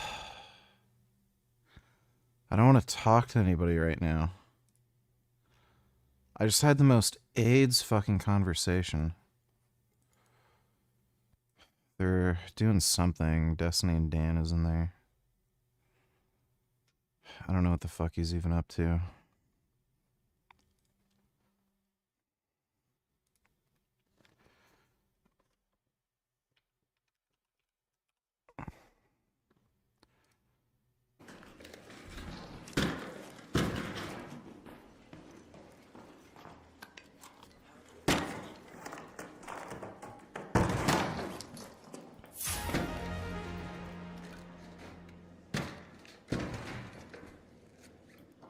fuck is this? Shredder? Oh. From Ninja Turtle? Yep. I'm not gonna bother tonight. My social battery is exhausted. If you saw the debate I had, I think you'd understand. Thanks for the donation, though, Dodo. The world was potentially being endangered by the continued way that the Israeli government was prosecuting this war and the way it was doing it. And I simply ask you, as a member of that government, are you comfortable that everything that you've done in the last year in particular has made Jews safe around the world? I'll tell you this, Pierce. The first thing is that anti-Semitism, okay, and the rise of anti-Semitism has happened long before the 7th of October massacre and before this war. Jews were targeted, synagogues were targeted, Jews were attacked. There's a rise of anti-Semitism and a huge one during the last decades. Has there been a massive increase since the 7th of October? Yes. Even, it took us 3 weeks before we actually set foot in Gaza and set operation to bring our hostages back. And during those 3 weeks, Jewish communities were already targeted. There were already celebrations of killing of Jews in the streets of Austin, Texas, and Paris, and Toronto, and so many other cities. And unfortunately, the 7th of October have emboldened the self-confidence of many of those extremists that it is a possible target to exterminate Jews all around the world. And I'll tell you this, yes, the conflict here, it's not about a territory. It is a religious and a cultural conflict at the core of it. And it is radical Islamists fighting against the values that Israel's represent: freedom, liberty, democracy, women's rights, freedom of expression, and so many more. And this is the real fight. And that's the real reason why it's coming into the streets of Sydney and the streets of London, whether it's Manchester or Paris or Bondi Beach. That's the real reason. And that's what we really have to have a sincere conversation about. Now, you're talking about Israel and how they operate. Is Israel perfect? No. It's a war, Pierce. A war is a terrible thing. It's an ugly thing. We never wanted this war. This war was forced on us on the 7th of October with some of the most monstrous actions that were committed against our brothers and sisters, where they were holding for more than 2 years our family members, where they executed in the most horrible way. All of that, you see, I would agree with you, but I would agree with you that all of that is, listen, as I said at the time, in real time, all of that is outrageous and horrific and appalling. And I make no denial of anything you've just been saying. But the but is an important but, which is that many people... Can you at last go in the server and ask him if he can have a brief discussion with you tomorrow? You now get one set up. You didn't stream a debate earlier. We haven't seen a debate from you in long time. Good debate. So go. I'll just pop in tomorrow, okay? What fucking difference does it make? Thanks for the donation, Dodo. I don't want to talk to anybody. People feel that by killing over 70,000 people now, including over 20,000 children reportedly, by blowing to pieces 75-80% of Gaza. Oh, yes, 20,000 children. Here we fucking go. Oh my god, dude. Fucking kill me. Oh. This just drives me nuts. Just all the TikTok talking points. For itself, by waging a 3-month blockade of much of the food and aid and so on in the early part of this year. But through these actions, many people feel that the lives of Jews around the world have been made less safe by the actions of the Israeli government. So before I let you go, I simply wonder if you, as a government, have considered... Oh, so the Israeli government just has to let Hamas kill Jewish civilians. Otherwise, well, obviously people are just going to start shooting Jews. They're supposed to die. If they're not going to die from Hamas, somebody's got to kill them. Fuck you, Pierce. Fucking just that dickhead. Potential of the actions you've been taking.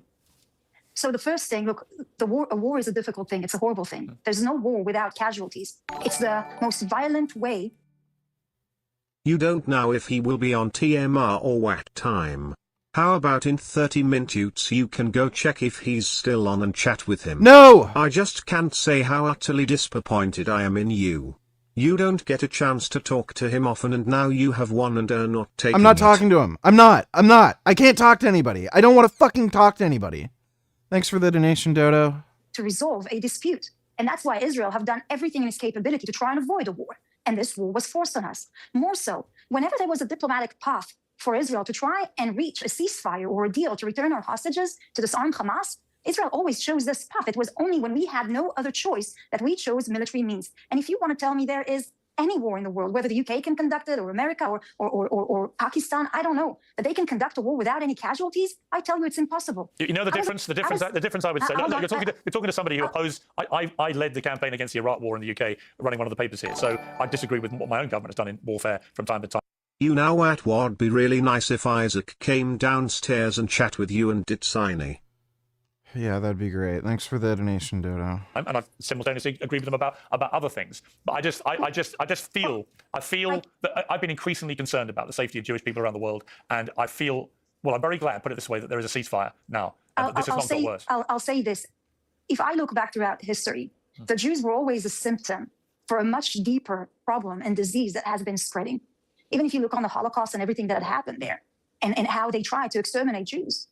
How many countries were conquered in the process? How many people died in the pursuit of the extermination of the Jews by the Nazis? How many people paid the price?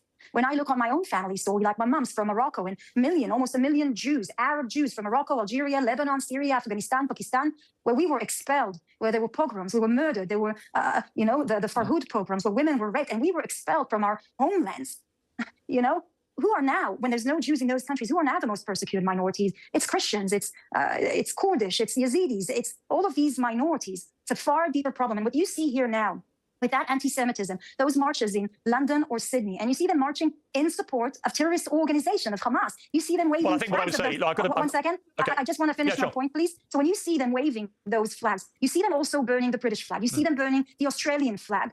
There's a deep hatred to everything that Israel represents in the Middle East. And this symptom of anti-Semitism is an indication of something far deeper that is happening in Western democracy. This is a war between radical Islam and the values that we actually represent. And so, yes, since the 7th of October, there has been a rise of anti-Semitism. You've seen our enemies, which many of them, all of them, are extremist terrorist organizations like Hamas and Hezbollah and ISIS and many others, who have more confidence whether to operate in Africa or in Europe or in Australia, because of also the actions or the non-actions of Western democracy or of the international community. Okay, look, I've got to leave it there. Sharon Haskell, I really appreciate you joining me. I mean, again, I would simply repeat that what people are concerned about is that the scale of Israel's response in Gaza has been contributing to the rise in anti-Semitism. I don't know if that's correct or not. I know it's what a lot of people fear. And as somebody who has a lot of Jewish friends, who loves Jewish people, who has always supported the state of Israel and always will, that concerns me. And it's not a justification for terrorism, which is despicable and unacceptable and should never happen. But I do think that it cannot be ignored in the debate. Is the scale of what Israel's government has done in Gaza has, I think, made it more difficult for Jewish people around the world. But I've got to leave it there. I appreciate you joining me in. I would say that to all the Jewish. That is just the most stupid, fucking ridiculous cope of all time. Israel has to let Hamas kill them so that other people don't kill them. Like, fucking stupid. Jewish community around the world, it must be terrifying when this kind of attack happens on Jewish people because of their faith, as we saw in Bondi, and my heart goes out to all Jews everywhere for what happened. I want to make that completely clear. Thank you, Piers. I just want to say, first of all, it is okay to criticize Israel. We can discuss it. We can debate it. It's okay. Israel has made a mistake, but not intentionally. If you look on Israel's level, the threshold that we've reached during this war, no other war in urban history or even conflict that you have now have reached the accuracy or the attempt to try and avoid civilian casualty. Every civilian casualty. Once she starts making good points, I have to leave it there. Yeah. Basically. Thanks for the donation, E-Nation.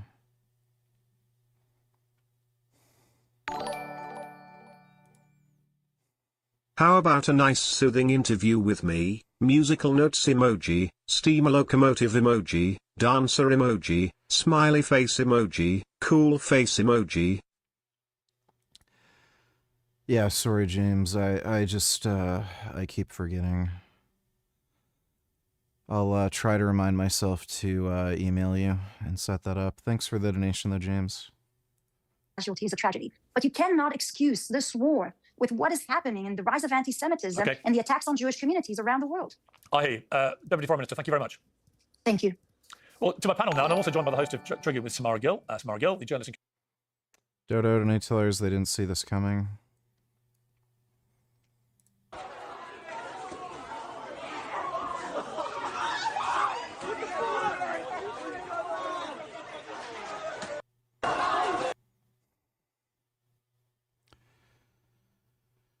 Yeah, they didn't really think of that, did they? Thanks for the donation, Dodo.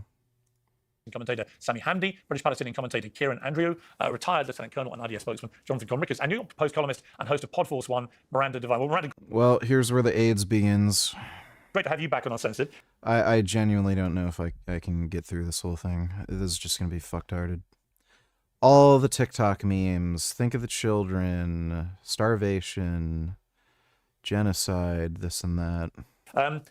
Interesting interview I had there with the Deputy Foreign Minister of Israel. What do you think of that question? I mean, again, I have to preface it by saying that nothing excuses the disgusting terror attack we saw in Bondi Beach. You're Australian. I'm sure you felt very personally about this. Does anything that the Israeli government has done in the war in Gaza, do you think, been a contributing factor to the rising anti-Semitism around the world? You've seen their vibrant ads illuminating buildings. Here we go. Well, I mean, this is what we hear, but honestly, I'm not going to entertain any excuses for terrorism. There is no excuse. And once you go down that track of saying, oh, well, they had it coming to them and it's their fault because they're government, you are playing into the hands of the terrorists and rewarding them for the utter mayhem. And Like, by the way, notice how nobody thinks this way the other way around? So, like, after Assad, like, murders how many of his own fucking people? Like, around 350,000? After Iran and Iraq fight with each other, after all the human rights abuses that go on in these Muslim countries where women aren't allowed to go outside without being covered and with the company of a man, and all the, like, Islamic political executions, notice how Christians and shit, or just normal people, aren't going out and, like, shooting and killing fucking Muslims? Like, if we're going to use this as some sort of excuse or justification, or say, like, oh, well, what do you expect to happen? Like, okay, I guess, where are all the people shooting Muslims and shit? Like, again, this is just anti-Semitism. It has nothing to do with what fucking Israel's doing. No one cares. They just want an excuse to kill Jews. That's all there is to it. If anybody were motivated by, like, oh, country do bad thing, then people would be shooting up fucking African Sudanese people because of the genocide in Sudan. People would be massacring fucking Muslims because of all the shit they do in their fucking countries. Like, it's fucking retarded. And bloodshed that destroyed a lovely party in Bondi Beach, killed a 10-year-old girl, killed, 14 other people, at least 15, I think, and has left Australia just reeling. I mean, that is the worst terrorist attack in Australia's history. And it's Sydney and Bondi Beach are just such peaceful places. For a war a world away to come to the shores of Australia is beyond shocking, and you cannot excuse it in any way. No, I completely agree with that. It is not the complexity, the least of course, bit of the narrative shocking. around this attack is that many people reacted, as they always do when there's an attack by Islamist extremists, by saying, we've got to get all the Muslims out. This is the problem. It's about Islam as a religion. There are too many of them are radicalized. They hate the West. They want to kill everybody. And then we discover that the hero, who is one of the great heroes that I've ever seen in any situation ever, this guy, who just risks his life. And apparently his last words to the people he's with was, I think I'm going to die. Please tell my family I did this to save others, or something like that. Incredible. But goes and risks his life, gets shot repeatedly in the process. Is thankfully, we think, going to be okay. He's in hospital. But he's not just an Australian hero. He's a global hero. And yet he's Ahmed al-Ahmed. He's came from Syria as an immigrant to Australia. He's a Muslim himself. And so, if you have a kick all the Muslims out view of this, well, what do you do about the hero? You save so many lives because he's... Well, if you kick all the Muslims out, the shooting wouldn't have happened in the first place, so problem solved, dipshit. Would you rather have 15 innocent people get killed and one dude literally do nothing because he didn't even bother shooting one of the fucking terrorists? Or would you rather have nobody be killed? Okay, so I think that answers that. He's the very type of immigrant from a Muslim country like Syria that many of those who espouse that view would say shouldn't have been allowed in Australia in the first place. Yes, and that's really the wonderful silver lining on this story is that the heroism of that man, and what a twist that he is Muslim. And it's, I mean, it's almost meant to be, so that sort of reflex reaction, which people often have after these terrorist attacks by Islamists, just is softened. And, Australia is a country of immigrants, the highest rate of immigration, in fact, in the world, except perhaps Canada. And there are lots of Muslims there. Australians know them in Sydney as their neighbours. This guy runs a fruit store, and they have good feelings towards them. And I think that Australians are sophisticated enough now to understand, and do understand, that the sort of fundamental Islam that is bred in radicalised mosques by radicalised imams and seeps in that toxin from the internet, is just as frightening to regular Muslims living in Sydney going about their life as it is to non-Muslims. Yeah. So I think that was a good part of the story, I think. It was an amazing thing to watch. And I mean, already several $1 million I think have been raised in a GoFundMe for him, including by leading Jews in America like Bill Ackman, which is it's an amazing part of this story and a heartwarming part of a terrible, terrible atrocity. All right, Kieran Andreu, you listened there to the Deputy Foreign Minister, didn't really want to answer the question I was making, which I kept making sure she understood was not about any justification for the terror attack, but about whether the rising sentiment of anti-Semitism around the world, which is a terrible scourge on society and very threatening to the 15 million Jews who live on this planet, whether the actions of the Israeli government have made it more or less safe to be Jewish around the world. What do you think? Well, first of all, listening to her was pretty difficult because the vast majority of what she said was a tissue of lies. But as to your specific point, look, I'd make two immediate points, Piers. Number one, responsibility for what happened, the heinous attack, it lies primarily with the two individuals. Oh, primarily. So we can still blame the Jews, like, at least a little bit. All right, anti-Semite alert. Yeah, what a weird fucking thing to say. Twisted, psychotic, anti-Semitic individuals who carried out that disgusting attack. Let's just say that right off the bat, because they are directly responsible for what happened. Then we move to the point you make about the state of Israel. What I would say is this, those of us who care about all life genuinely and equally, and those of us who have advocated for the rights of people in Gaza, the rights of Palestinians everywhere, and the right of people in Gaza to not suffer a genocide. Where were these people when Hamas were executing their own people? They've executed thousands of Palestinians and tortured them. Sinwar was a fucking psychotic lunatic who'd butcher people with machetes. Where were they talking about the human rights abuses that Hamas was conducting on its own people? So again, these people do not give two fucking shits about Palestinians. This is all about hating Jews. Have said for a very long time that there is a clear distinction between Jewishness and Zionism, that there is a clear distinction. There isn't that big of a distinction between Jewishness and the State of Israel. And that the State of Israel there is not a big distinction there. Not act on behalf of or speak on behalf of all Jews, by absolutely no means. It is the State of Israel and its outriders. Well, do you mean the government? I mean, because you say the State of Israel, that is the whole of Israel. Right. So I presume what you're saying is that whatever the current government is at any given time, a bit like the government in the UK or the... Like, by the way, all the usual suspects, just beta bitch fucking twink cucks. Government in America doesn't necessarily represent more than a slight majority of the country, right? They win an election, maybe nearly half the country votes against them. So is that what you're saying? Because when you say the State of Israel all the time, you could be implying all of Israel. Well, okay, here we come to a distinction, Piers, because I watch your show regularly and I know that you often want to make the distinction between the government and the state, and that's fair enough. So I'm happy to say for the context in this conversation for government, but I would just point out to you, and maybe this is a conversation for another time, that the State of Israel has always been a settler colonial project, and every government has always subscribed to the view that the Palestinians are a nuisance that need to be removed. But we can discuss that another time. Wait, but Kieran, it's actually this mentality that you just put on display. It's this mentality that is not separating the people in the state as to why the terrorist attack happened. I don't intend to interrupt you. I gotta take another pee-pee. I will be right back.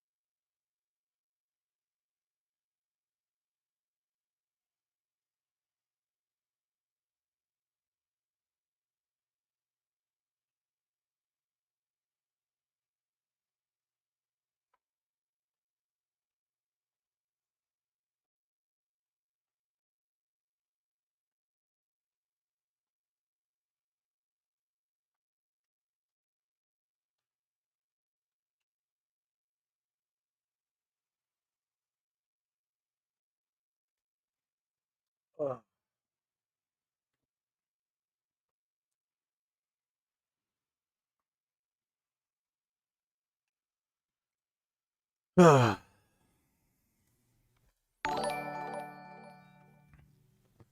we done with Frank?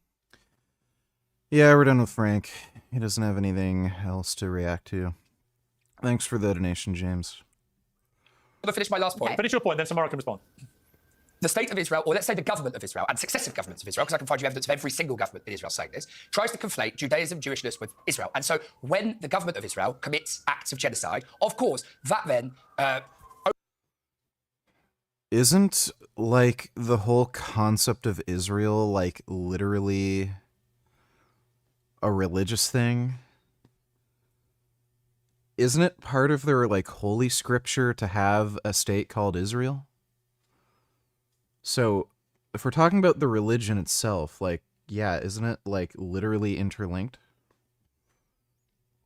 Oh. Oh my god.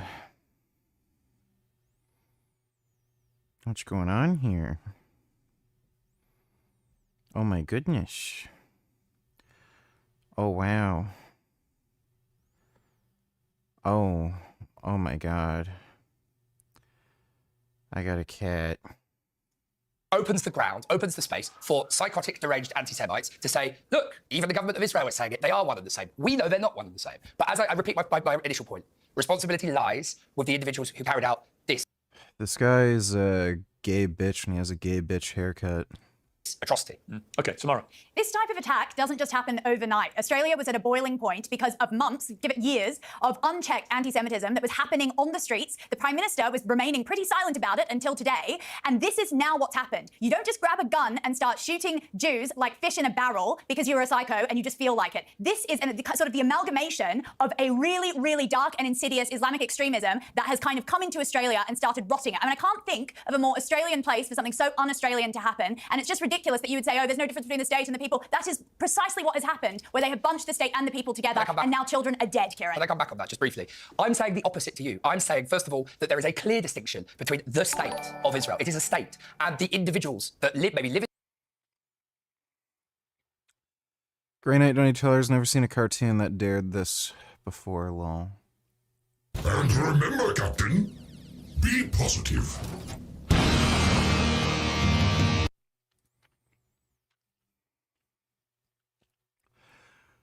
I don't know what you're talking about, but I like Space King. Would you have one of these as your thumbnail for at least one stream? What does that hand sign thing mean? I don't know what that means. I guess I could do that. Why is this not letting me save image? Okay, there we go.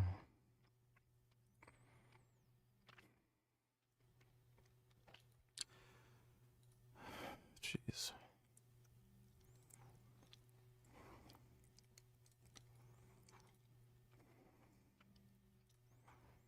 Weird. Alright, thanks for the donation, Grey Knight.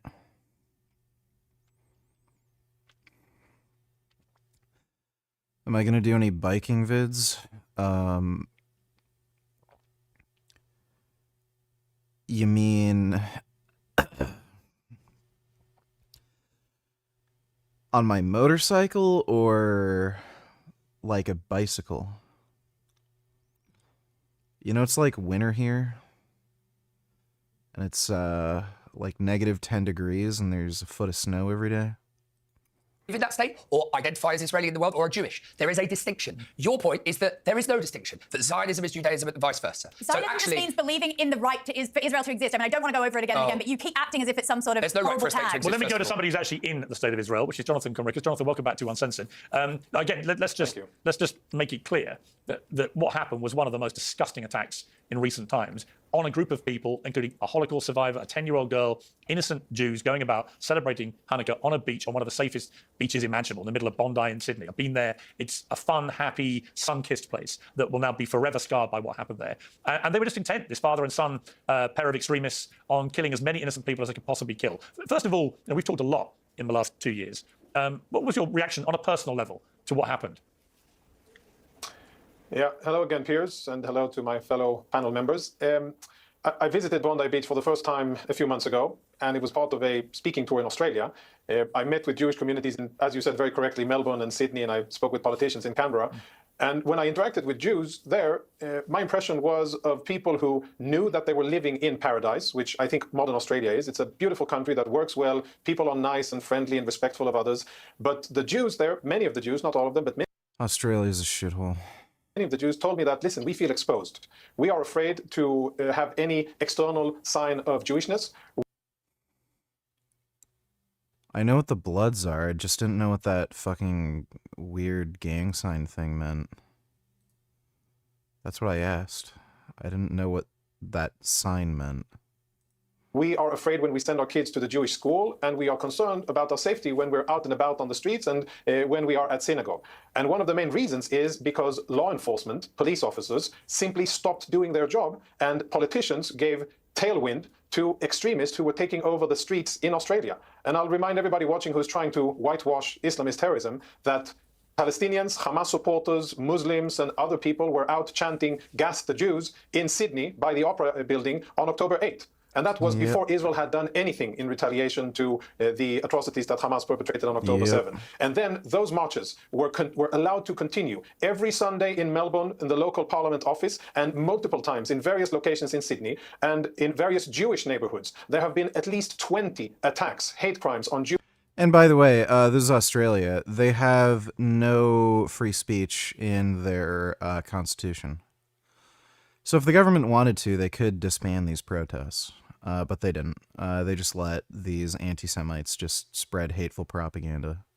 Jewish locations in Australia, most, if not all of them, have gone completely unanswered by the Australian authorities. And Jewish people, what they've been saying is, we are exposed. Our blood is now okay to be hunted. And yes, there's no empirical connection that proves that these two Islamists or these ISIS-inspired murderers, the son and father duo that murdered 15 people, that they were directly linked. But I think that the atmosphere matters. I think that when the Australian government goes ahead while Israel is fighting a war against Hamas and says, we are going to put our chips behind Hamas and draw a direct connection between October 7 and Palestinian statehood, and we are going to be virtue signaling that we are also benign, progressive, and developed, and we are going to put our diplomatic support behind Hamas and the Palestinians. That is an enabler for terrorism. And I remember my...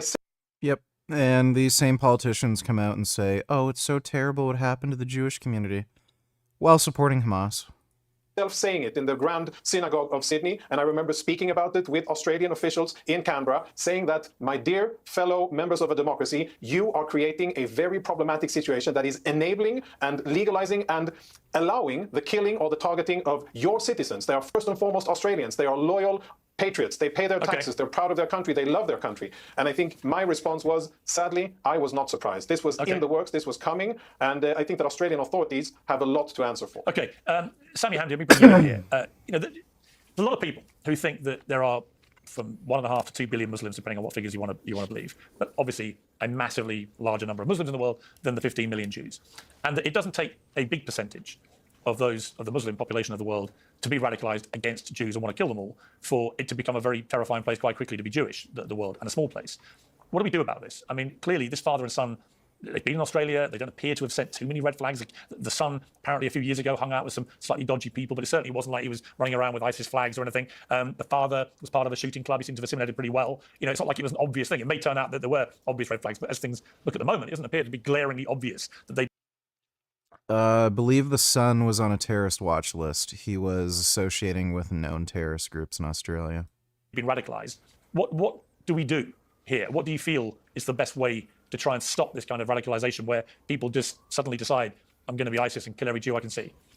Piers, thanks very much for having me. I think you've tried to bring the discussion to the crux of the issue. I think first and foremost, there's no justification for what happened. It's a heinous and disgusting crime that took place, and my thoughts and prayers go out to the families of the victims themselves. And I think that the question that you're asking is, are the events in Gaza influencing in any way whatsoever the rise in anti-Semitism and indeed the potential for these acts to take place? Well, that's partly it. I mean, I would say that it's a double-pronged question. One is that, which is the current events of the last 2 years, have they made it more or less safe to be Jewish around the world? But secondly, this was all going on for a long time before. I mean, ISIS and other groups like it were attacking and targeting Jews for several decades in this century. It's been a rising tide of anti-Semitism and violence against Jews in the last 20-odd years. So it's two-pronged. One, it was going on a long time before this, and has the war in a horrible way been a catalyst for it to be accelerated?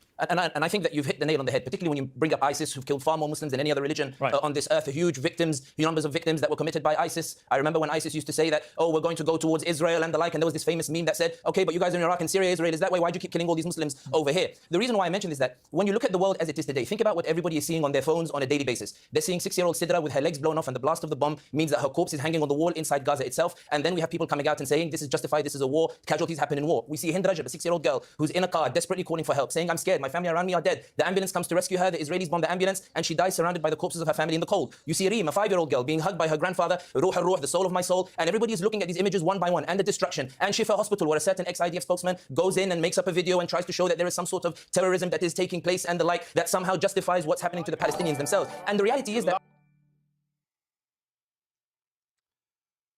Depressed soul donate Taylor's heritage, been dealing with depression, feeling worthless lately, like my life doesn't matter, has any meaning. Well, it doesn't. Recently, my daughter's mother cheated on me with my friend, moved out, and took my kid. I could really use some advice.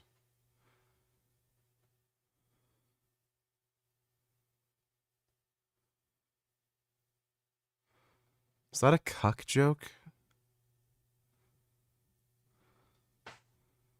My daughter's mother, my wife's son. Is that a cuck joke? Are you fucking with me? Like jerk off or something? Watch some cartoons? That helps. Thanks for the donation, depressed soul. This does create. I didn't interrupt you. If you could give me some time just to speak, I've been waiting for a while to speak, my dear friend. You will have the ability to talk. You will have the right to talk. But if I could just finish. Piers, let him finish, please. Piers, if you're allowed. The images. You can respond. Piers, if you don't mind, just 1 second. Jonathan, you will have time to speak, and you've been here many more times than I have. The reality is that when people are seeing all of these images in America, in Paris, in Berlin, and the like, and they're asking Piers, they're saying, what crime did that child kill? You were with Tucker Carlson, Piers, the other day, who said to you, what crime did that child commit that she should be killed? What crime did the child, 6-year-old, who's now in Doha, have been evacuated from Gaza, who has 3 limbs blown off and has only 2 fingers left in her hand? What crime did she commit whereby she should have been bombed and been in this particular situation that she finds herself in? And when they turn on Piers Morgan uncensored, and Piers, by the way, I will say, your tweet yesterday was phenomenal when you called him the Bondi hero, trying to cut the crossroads in which people were trying to stoke hatred and the like. But when people come on and they turn on the news and they find justifications for what's happening, they find people saying, listen, it is what it is, you just have to get over it. It's natural for hatred to fester in such hearts that results in a heightened sense of hatred, not just anti-Semitism, but Islamophobia and... Oh, who'd have figured Luke's a retard. Oh my god. Dude, if you give any more Bible quotes in chat, you're banned. Don't want to hear that fucking gay retarded shit. Hate against people around the world. What was magnificent about what Ahmed al-Ahmed did? He rejected that hatred. He rejected that hatred that festered in people's hearts. He said, this is not the world I want to be part of. This is not the world as it should be. I believe in... You know, what's funny is all of Palestine erupted in cheers when 9/11 happened. They were all partying in the streets after October 7th. Like, give me a fucking break. In a better world, even if it is these wretched individuals who claim to be Muslim, who are shooting Jews who are innocently celebrating their Hanukkah, I reject a world where this is Muslim versus Jew. I believe in a world where there is genuine humanity, and now that is the... Yeah, buddy, Muslims cheered on the October 7th attack, so yeah, fuck yourself. video that's going viral. That's the video, Piers, that you spread. That's what you called him, the Bondi hero. He's given... Buddy, ask this guy if he denounces Hamas. This guy is a fucking terrorist. Hope where the Israelis and the extremists on all religions were decimating that hope. When we see those images of those 80% of Gaza destroyed, Piers, and you're seeing it to the images and the UN resolutions keep getting vetoed. The ICC says arrest the war criminals, and we receive news that the British government wants to defund ICC because they won't remove the Netanyahu arrest warrant. The ICJ says there's a genocide. Piers, I'll just finish on this point. Piers, we're human. We have hearts. It doesn't matter what color or religion you are. When you see those images, Piers, do they not rip your heart out? Piers, do they not make you... Shut the fuck up. This guy's a fucking attention-seeking dipshit. weak? And what crime did this person commit that justifies this sort of destruction? And I will say this, Dude, I just want to dunk this guy's head in a fucking basketball net. He has this big fucking round beach ball head. Will not allow the tragedy of these innocent victims in Bondi Beach to be politicized. We do them a disservice. You can actually, you know what? You can weep as I did over the appalling scenes on October the 7th. Of course, Piers, of course. And you can weep at some of the civilian deaths, all of it condemned. Let me finish. And you can weep over some of the appalling images of the suffering of the children in Gaza. And you can weep at the appalling images that came out from. I don't know how Pierce listens to people like this. I'd be like, okay, dude, shut up. Your voice is annoying. Bondi Beach. It's all appalling. But Miranda Devine, let me bring you back in here. This has been, the whole of this century, really since 9/11. I know you spent a lot of time in New York, and I was in New York about a week after 9/11, and I remember how traumatic that was for New Yorkers, for Americans, and then we had the war on terror with all the collateral fallout from that. And now we've got to this dark place where even somewhere like Bondi Beach becomes a massacre site. What's the answer to all this, do you think? Today's show is sponsored by Oxford Natural, makers of the Optimum Day and Optimum Night all-natural supplements. Thousands of Brits and Americans are already taking them with incredible results. Well, I just look back on the last 2 years in Australia and the stories that I'm told by Jewish friends who no longer feel safe in Sydney, which was a safe haven for many Holocaust survivors and now their descendants. And they felt that they had a government that was playing footsies with the anti-Semites. And anti-Semitism is really Jew hatred, and hatred of anybody is terrible. And the government of Australia, because of its own cynical political electoral decisions, because many of their ministers rely on those electorates that are in southwest of Sydney that are mainly Muslim. And so for those... Oh. It all makes sense now. So that's why they didn't do anything about the anti-Semitic protests. And that's why they recognize Palestine as a state. Oh my god, dude. Well, this is another reason why you should not have Muslim immigration. Like, holy fuck. Yeah, politicians are fucking dirty, disgusting whores. They will literally whore out the country, whore out their own values, just so that they can get elected.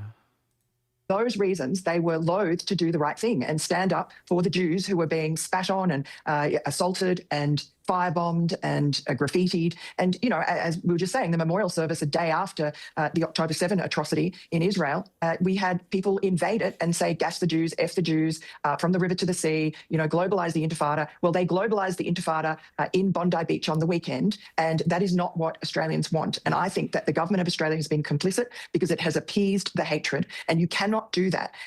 For instance, Anthony Albanese, the Prime Minister, he was asked and begged by Jews in Australia who were being attacked and fearful for their lives to have an envoy for anti-Semitism. Well, he did that, but he also, at the same time, put up an envoy for Islamophobia. It's not Islamophobia that is the problem. Islamophobia is a made-up term to try and soften the anger that people had against the Islamist attacks after 9/11. And many Australians were victims that day and in subsequent terrorist attacks. And yet Australia was still a very harmonious country.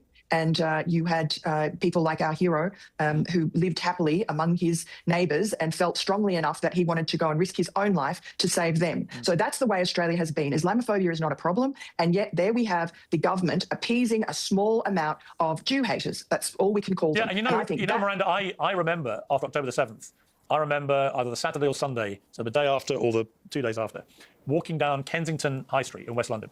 And there was a mass crowd spilling out into the street, several thousand people. And I assumed, because it was near the Israeli embassy, I assumed this was in support of the victims. It was the opposite. It was a pro-Palestinian march, but it was striking the number of pro-Hamas flags that were being brazenly waved around, the chanting that was going on. And I was really shocked to my core that was happening within 24 to 36 hours in a street near me. In London. And that's why I think that those who say this has all been a reaction to what the Israeli government's done, that isn't true either. A lot of people were waiting for a catalyst to show how they really felt. And if you support Hamas, you just want to kill all the Jews. That's their mantra. Let me bring, we'll come to you, Jonathan, but Kieran, you want to come in here? Well, first of all, I want to say very directly to Jonathan, down the line from Tel Aviv there, Jonathan is a spokesperson for the IDF. No, he's not anymore. Well, he was a very senior spokesperson. But he hasn't been for quite some time. IDF. It's irrelevant. It's relevant. It's not relevant whether he currently is or not. He was a very senior... Say what you want, I'm listening. No, that's fine, I will, thank you. Go on. A very senior IDF spokesperson, which means that he has been directly responsible for many, many deaths and much murder of Palestinians, whether it was after October 7th or before. Because, by the way, and this relates to what I wanted to say, Piers, this conversation is in many ways astonishing. It's as if history began on October 7th. And I know that many people on this... Yes, here we go. Rewrite history and talk about something that happened 100 years ago to make it seem like October 7th was justified. Even though I don't support terrorism, but, actually Hamas was justified in what they did. I'll make excuses for them. Fuck these people, dude. Die in a fire. School would like that to be the case, but it's not the case. The reality is that Israel has been slowly destroying Palestine and Palestinian statehood and Palestinian life, much of it completely innocent, for almost 80 years. And so to have us here, I mean, we need to take... They literally tried to negotiate peace proposals, and every time they did that, Palestinians just tried to kill Jews. I think there needs to be a bit of perspective. It's astonishing to me that we're trying to say that this unlinked psychopath, anti-Semite, and his son in Australia cruelly and abominably picking off Jewish people on Bondi Beach is somehow related to people waving Palestinian flags and opposing the genocide that Jonathan helped to be evidence of Al-Shifa. I mean, look, Dorothy, I'll bring it in, but what I would say is, actually, it's not a massive leap, is it? If we tolerate on the streets of London and Sydney and New York, if we tolerate people supporting prescribed terror groups like Hamas, which a lot of them have been doing, if we tolerate that, you are sending a message to the world that that's okay. Yes, they're a prescribed terror group. They are banned in this country. Poopy diaper donny tellers. This is exactly how Jordan Peterson would act. I think if you look at something like extract camping or being a rat, let's say, in arc raiders, for example, which in my view is the most consequential tool in psychoanalytical history for diagnosing mental disorders. Right, and so you might think, well, like, how is that possible? But it's true. I mean, just look at the copious amount of clips on Reddit, for God's sake. So you basically have three kinds of categories that people fall into. The first being a stranger who shows up and wants to extract together. And this is represented in the Jungian archetype known as the everyman. These guys will just make your day, man. Maybe you exchange stories about how the raid went, and then you two go on your merry way. And maybe you even pretend to suck each other's cocks a little, which of course isn't gay. Second is someone who, due to many factors, trauma probably being chief among them, doesn't trust you, so he snaps and shoots you on sight. And finally, we have someone who will come up to you and ask, hey, do you want to be my friend? And you'll be like, okay, sure, buddy, I could use a friend. And when the doors to the extract open and you're typing on the console, he pulls an anvil to the back of your head and kills you. They don't care that you took down the Queen all by yourself. They just want the Queen reactor all for themselves. Well, I tell them, you can't have it. It's in my ass.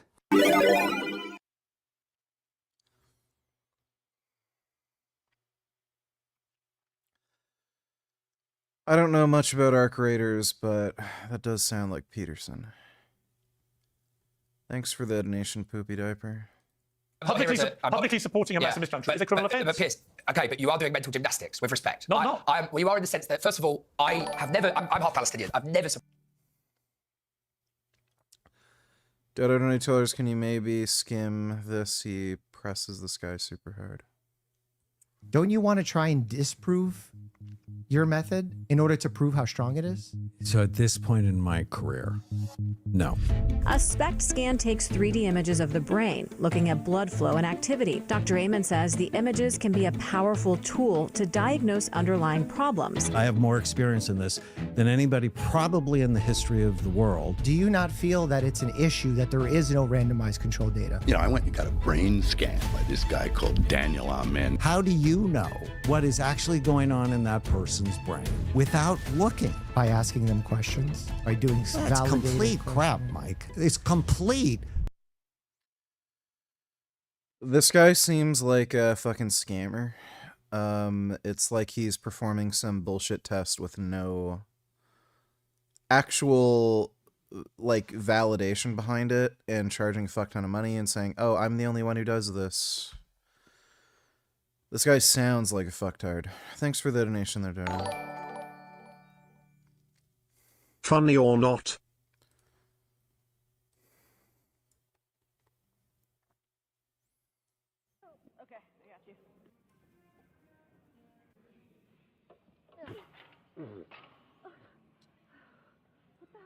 No, that's not funny. Thanks for the donation, Jessica. crap.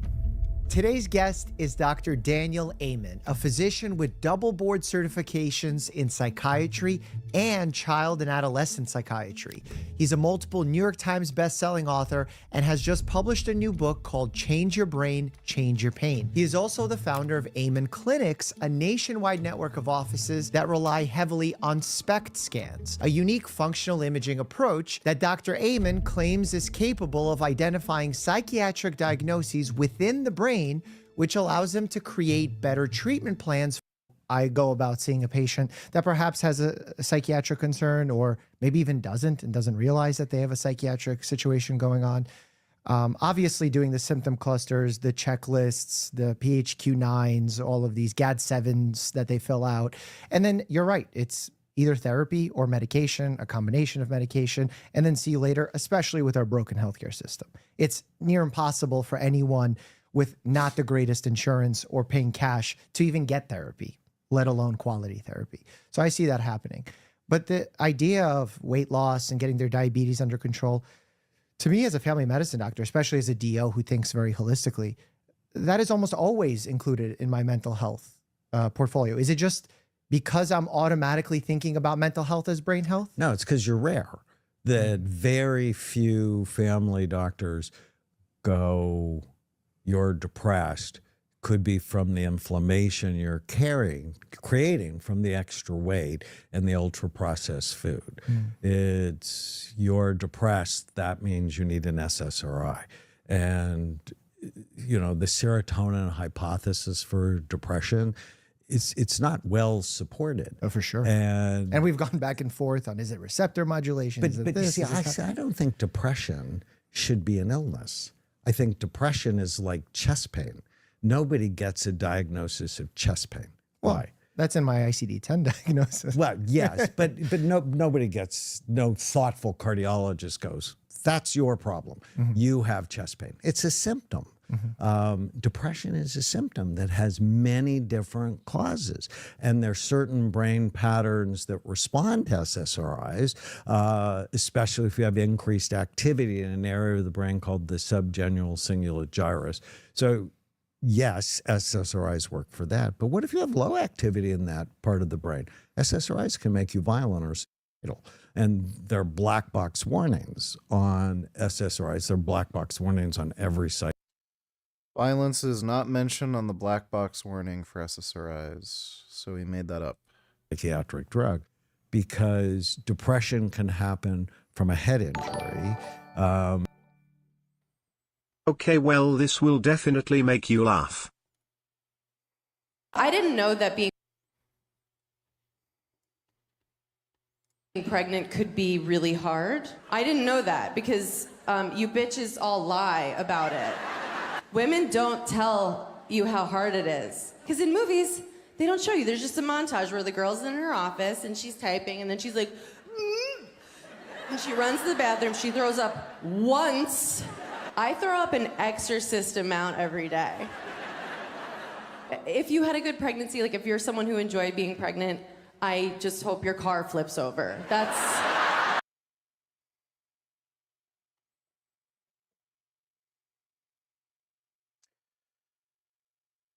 I don't know how you can get rich being a fat, ugly, unfunny woman, but she managed to do that.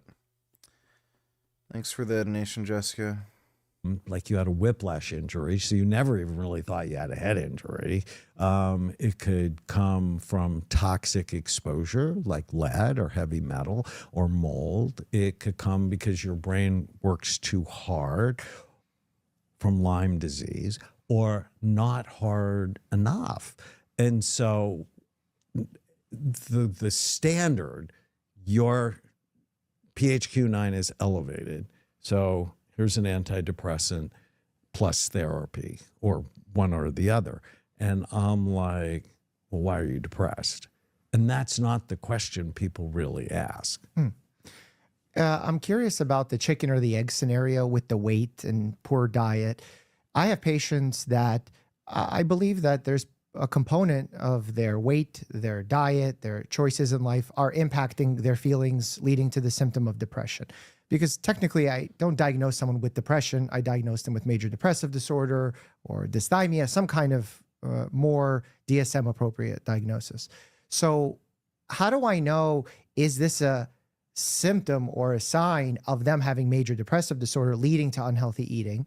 Or is it the other way around, that the unhealthy eating is causing those symptoms? Well, I would think we should look at their brain before we go about changing it. And then I think a really good detailed history will give you a good idea. Now, if you can't get a scan, look at their ACE score. And I don't know if you do that Adverse routinely.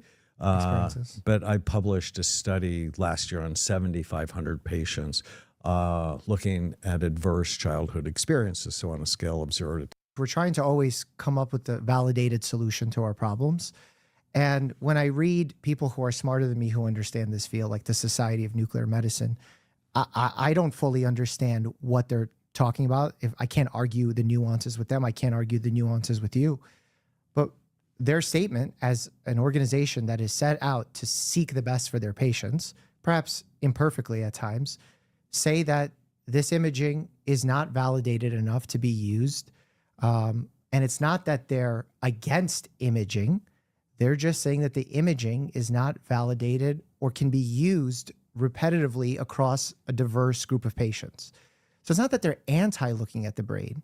They're anti this specific method because they feel that it doesn't have enough evidence. You know, the Canadian Association of Nuclear Medicine wrote procedure guidelines on SPECT as if I wrote them.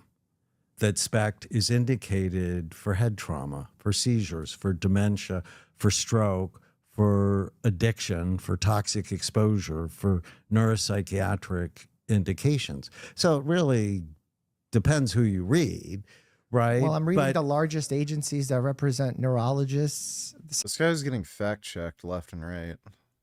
Psychiatrists. It's like me saying something fully against the American Academy of Family Physicians without evidence to say why I'm disagreeing with them. Well, I have 90 studies that I have published, and I have the world's largest database. And I actually don't know what the point of us arguing about it is. I have more experience in this than anybody probably in the history of the world. And if you don't look, you don't know. Yeah, this guy sounds like he's just full of shit. And some people go, oh no, we should just continue to do what we're doing, which is a disaster in our society. And I'm like, no, I don't believe that. We need to do better. And if you don't look, you don't know. Logically, what you're saying makes sense. And I think evolution-wise, scientifically, all these organizations will agree with you that we need to move in that space. But do we have the randomized controlled data to be able to back these things up? Well, give me an example and I'll tell you what the research is. He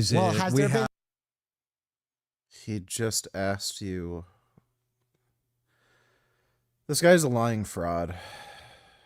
Let me ask you a specific question. Is there randomized controlled data on SPECT scans and their efficacy in a specific mental health condition? Yes.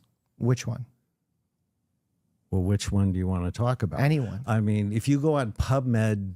Well, can you name one right now? Yeah, so this guy's just full of shit. Of today. You're the leading expert. So I'm a family medicine like doctor. I don't know. Distinguishing, one of the most important things to do is distinguishing post-traumatic stress disorder. He's dodging the question. Yeah, this guy's a lying fraud. From traumatic brain injury. And because they often present with similar symptoms, but the treatments are actually opposed to each other. PTSD, generally, you want to calm the brain down. Traumatic brain injury, you have to repair and stimulate it. I published 2 studies on 21,000 people showing we can separate these groups with high levels of accuracy. In 2016, Discover Magazine listed our research as one of the top 100 stories in science. We could also talk about Alzheimer's disease. But that's not a randomized controlled study. I'm sorry? That's not a randomized controlled study. We're talking imaging. Yeah. This is not a pharmaceutical intervention where we're going to do a random. You can randomize imaging. Doing the imaging is to create more customizable treatments, as you said. And if you have customizable treatments, your outcomes should be better. That's the randomized controlled study. And our outcomes are better. We published a study. But on that's not the question I'm 500 outcomes. asking. Randomized controlled data. This guy is such a lying fuckwit. Is really important. Wouldn't you say, to develop a causal relationship? I'm sorry. Oh, he is getting triggered. Say this again. Randomized controlled trials are very good for important to creation causal interventions. To say that this isn't just a core. Yum gum dim sum yum gum dim sum yum gum dim sum yum gum dim sum yum gum dim sum yum gum dim sum yum gum dim sum yum gum dim sum yum gum dim sum yum gum dim sum yum gum dim sum yum gum dim sum yum gum dim sum yum gum dim sum yum gum dim sum yum gum dim sum. Yeah. He's right here. Being a cat. Thanks for the donation, non-wib. Correlation, this is a causative pathway. You need the randomized control data to remove outliers, to create a generalized group, to have them double blinded, to not know which one's getting intervention, which one's not. Because it's great that you're helping people. And I am so for that you're helping people. And I want more of that. Now I'm trying to think, as a family medicine doctor, how can we generalize what you're doing so that I can do it too? But in order for me to do it, I need to know it works from a randomized controlled study. Why don't we have that? So design it for me, because you're going to. Wow. Oh my God. This guy is so full of shit. Randomize. You got imaging, you didn't. So automatically it's not blinded. You can blind it. How is somebody going to know if they go into an imaging machine if it's actually imaging anything? So you can blind it. Like, is he talking about blinding for the patient or blinding for the radiologist? Like what? Well, you can get sham imaging. Okay. Oh, we didn't think of that. Oh. You've been doing Dude, this guy is getting triggered. And, like, he's flabbergasted that this guy is so stupid. Since 1991. So I'm trying to look at you as the expert. Like, do you not feel that it's an issue that there is no randomized control data?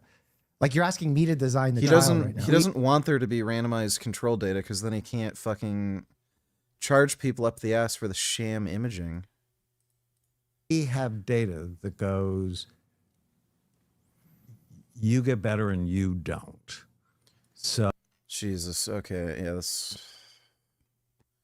that guy's a fucktard. Supported Hamas. Never as any member of my family. And by the way, a point I always want to make to you, Pierce, is, well, look what's happening in the West Bank. There's never been Hamas there. So the idea that it's all because October 7th happened and Hamas is clearly palpable nonsense. But let me just briefly say, it is that the evidence that people on the streets of London and Sydney and other places are supporting Hamas en masse doesn't exist. It doesn't exist. There are the vast, overwhelming share of people showing up on the streets with Palestine flags are totally Jewish inclusive and anti-Zionist. Jonathan, come in. That is total bullshit.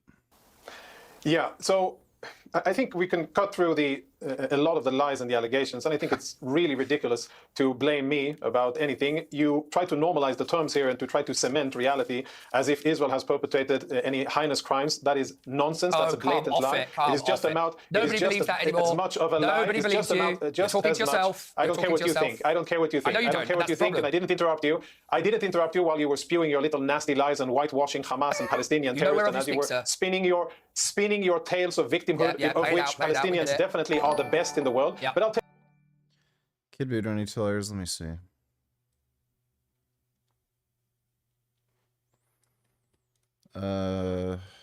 Of what the Islamist community of Australia chanted on October 8th, a day after the October 7th attack. Let's watch.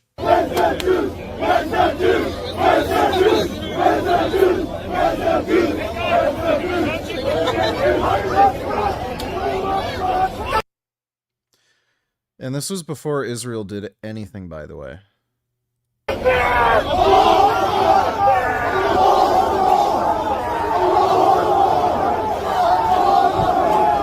Now tell me honestly, how does it make sense that a day after the most horrific attack Israel and the Jews have seen since the Holocaust, these kinds of chants are made in Australia, before Israel even retaliated? What makes you think this is actually about Israel? What makes... Yeah, it's not. It's just about hating Jews.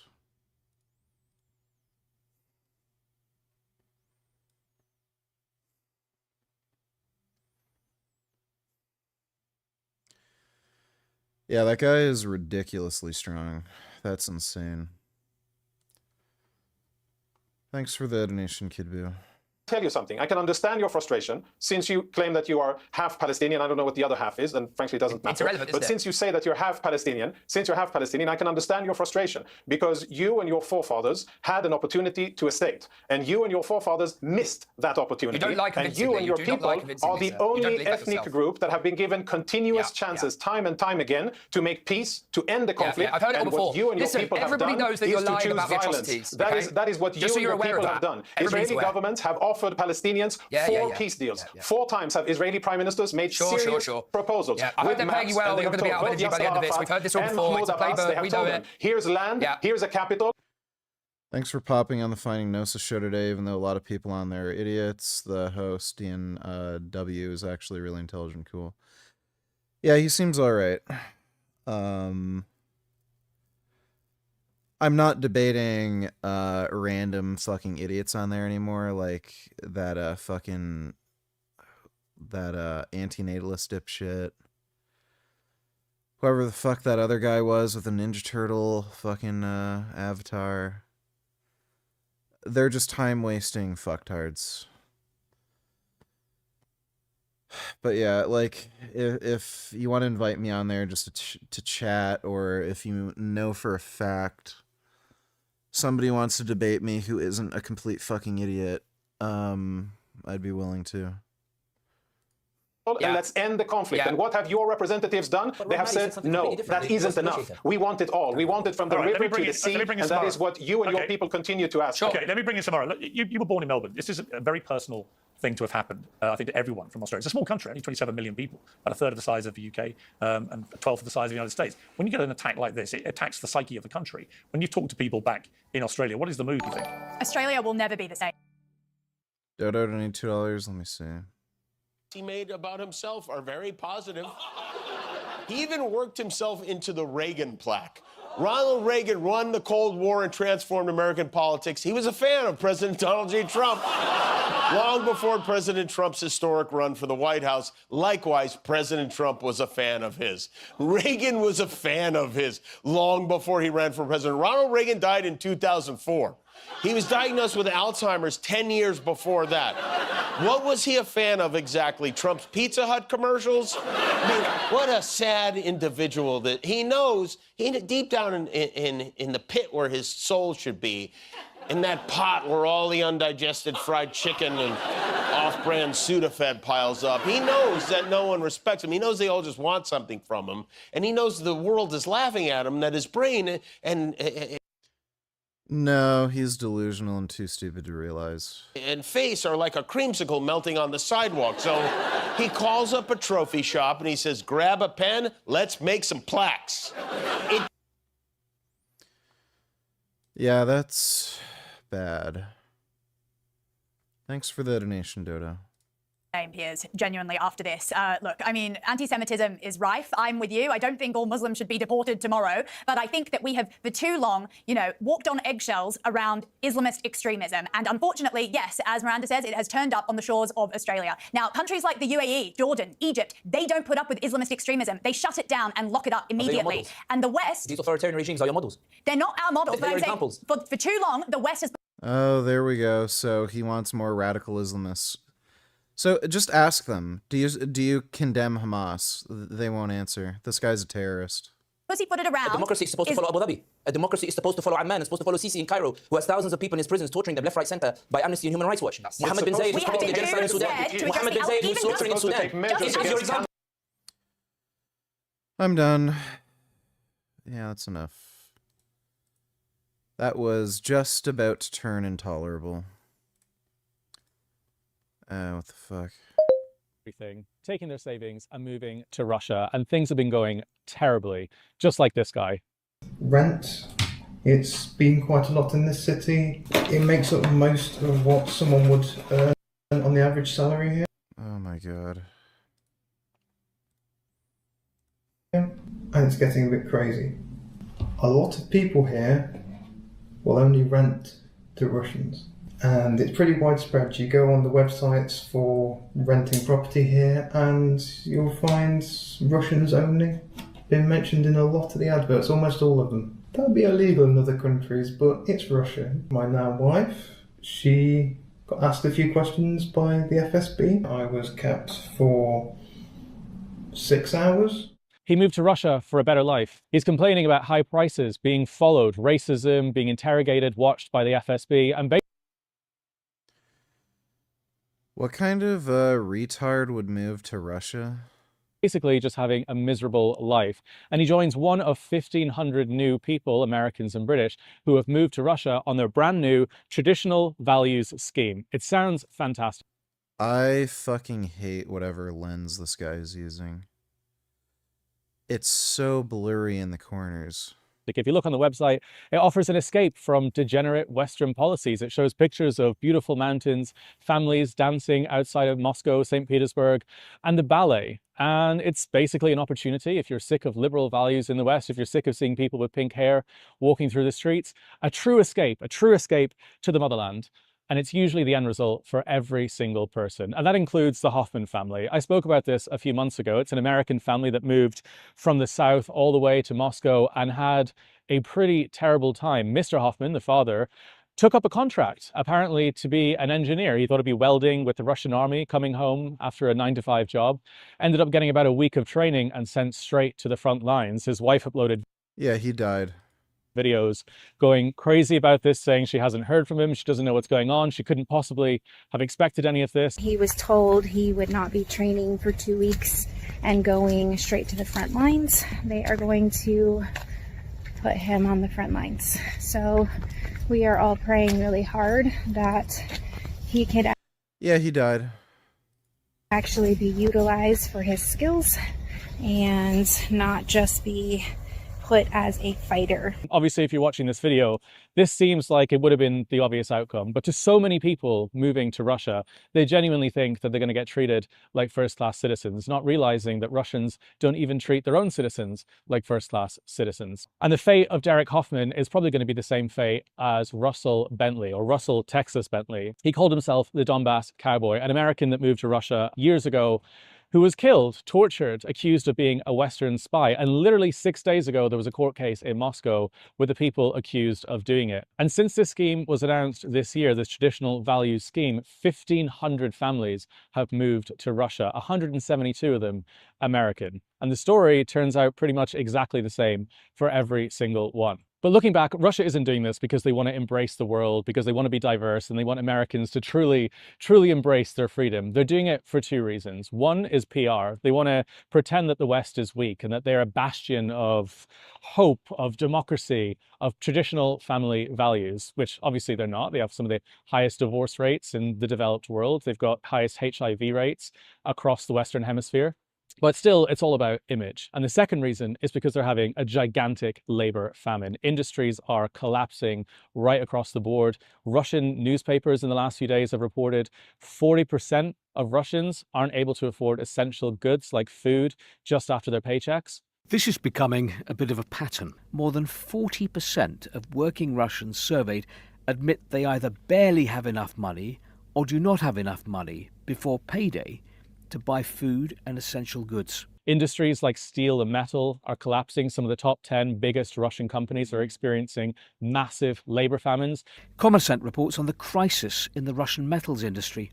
The metallurgical industry remains in one of the most protracted crises in its history. And so they need to import people left, right, and center to replace ethnic Russians. And it's causing massive issues within Russian society. If you look on TikTok in Russia, there are videos of Indians boasting how great it is, having just moved to Moscow, just moved to St. Petersburg, about how many available women there are.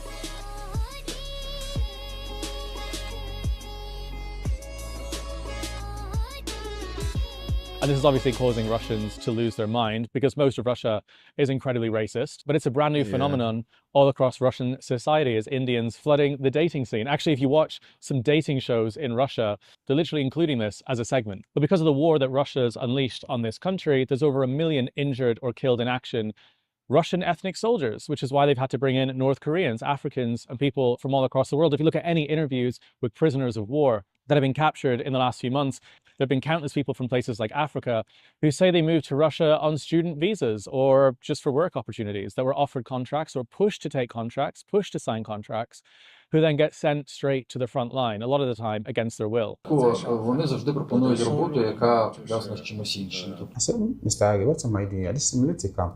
And he said, Richard, the contract is signed is for the military. And the easiest way to have documents, you have your freedom, except you be in the military for 1 year. From then, after your 1 year finish, you have your documents, you are free in Russia. I said, no, this is not my plan. And it's because Russians are running out of Russians to throw at the front lines.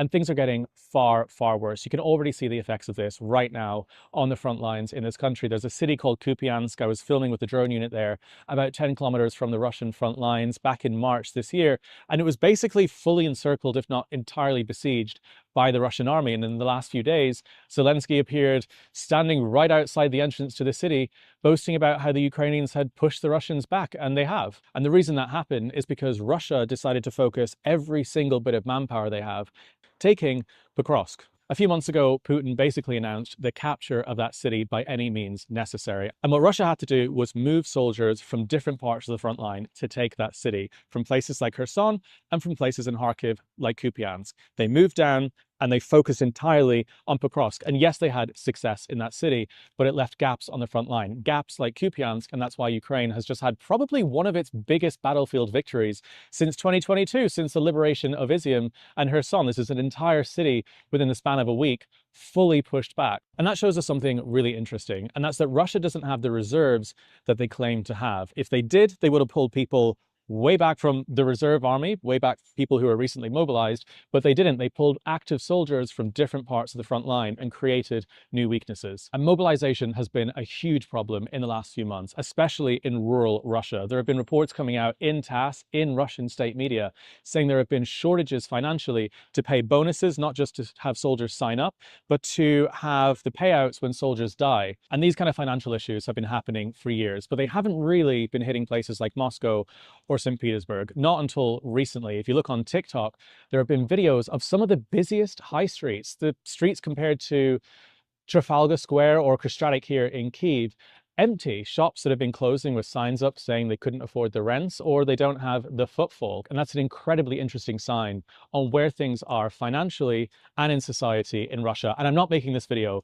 to say that Russia is about to collapse. Russia is not about to collapse. Russia is not about to stop waging war on this country, but its society is showing cracks all across the board. But finances are basically the be-all and end-all, most critical part of this entire war. It's what pays the soldiers' salaries, it's what pays for the missiles and the weapons that get sent into this country every single day. And right now, Ukraine has started a pretty new approach, and that's hitting oil tankers leaving Russian ports. Right now, oil pays for basically the entire Russian war machine, basically all of it. And a huge percentage of that oil is shipped through the Black Sea, down the Bosporus Strait, and straight through European waters.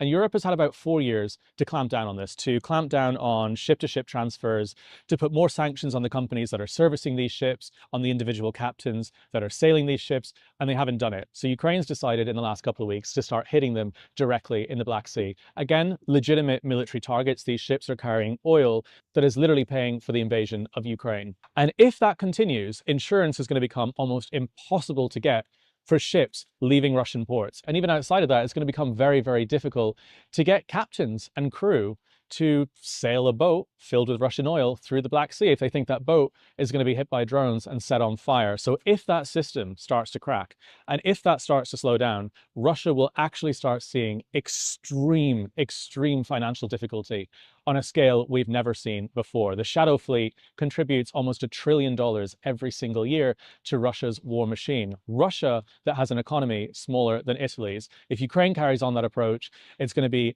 absolutely devastating for Russia. So there's so much going on right now. And again, don't just take my word for it. Download a Russian VPN and check out TASS News. Check out if you have passing 12.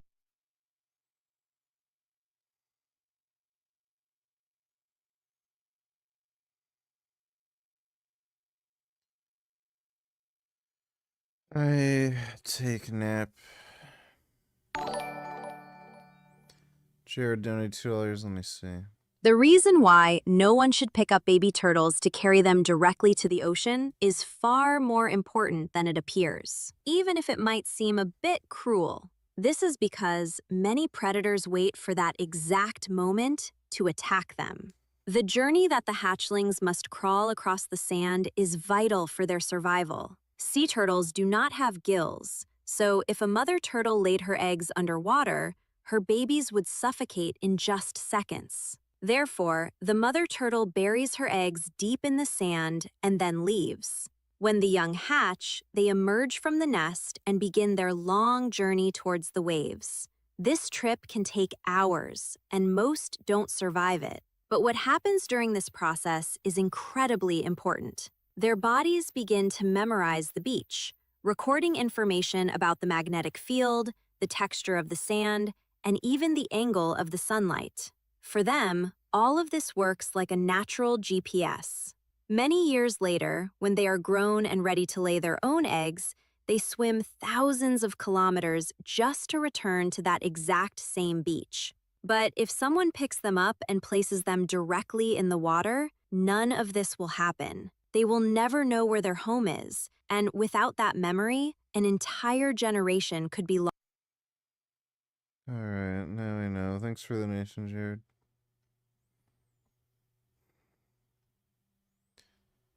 Do nap. Nap now.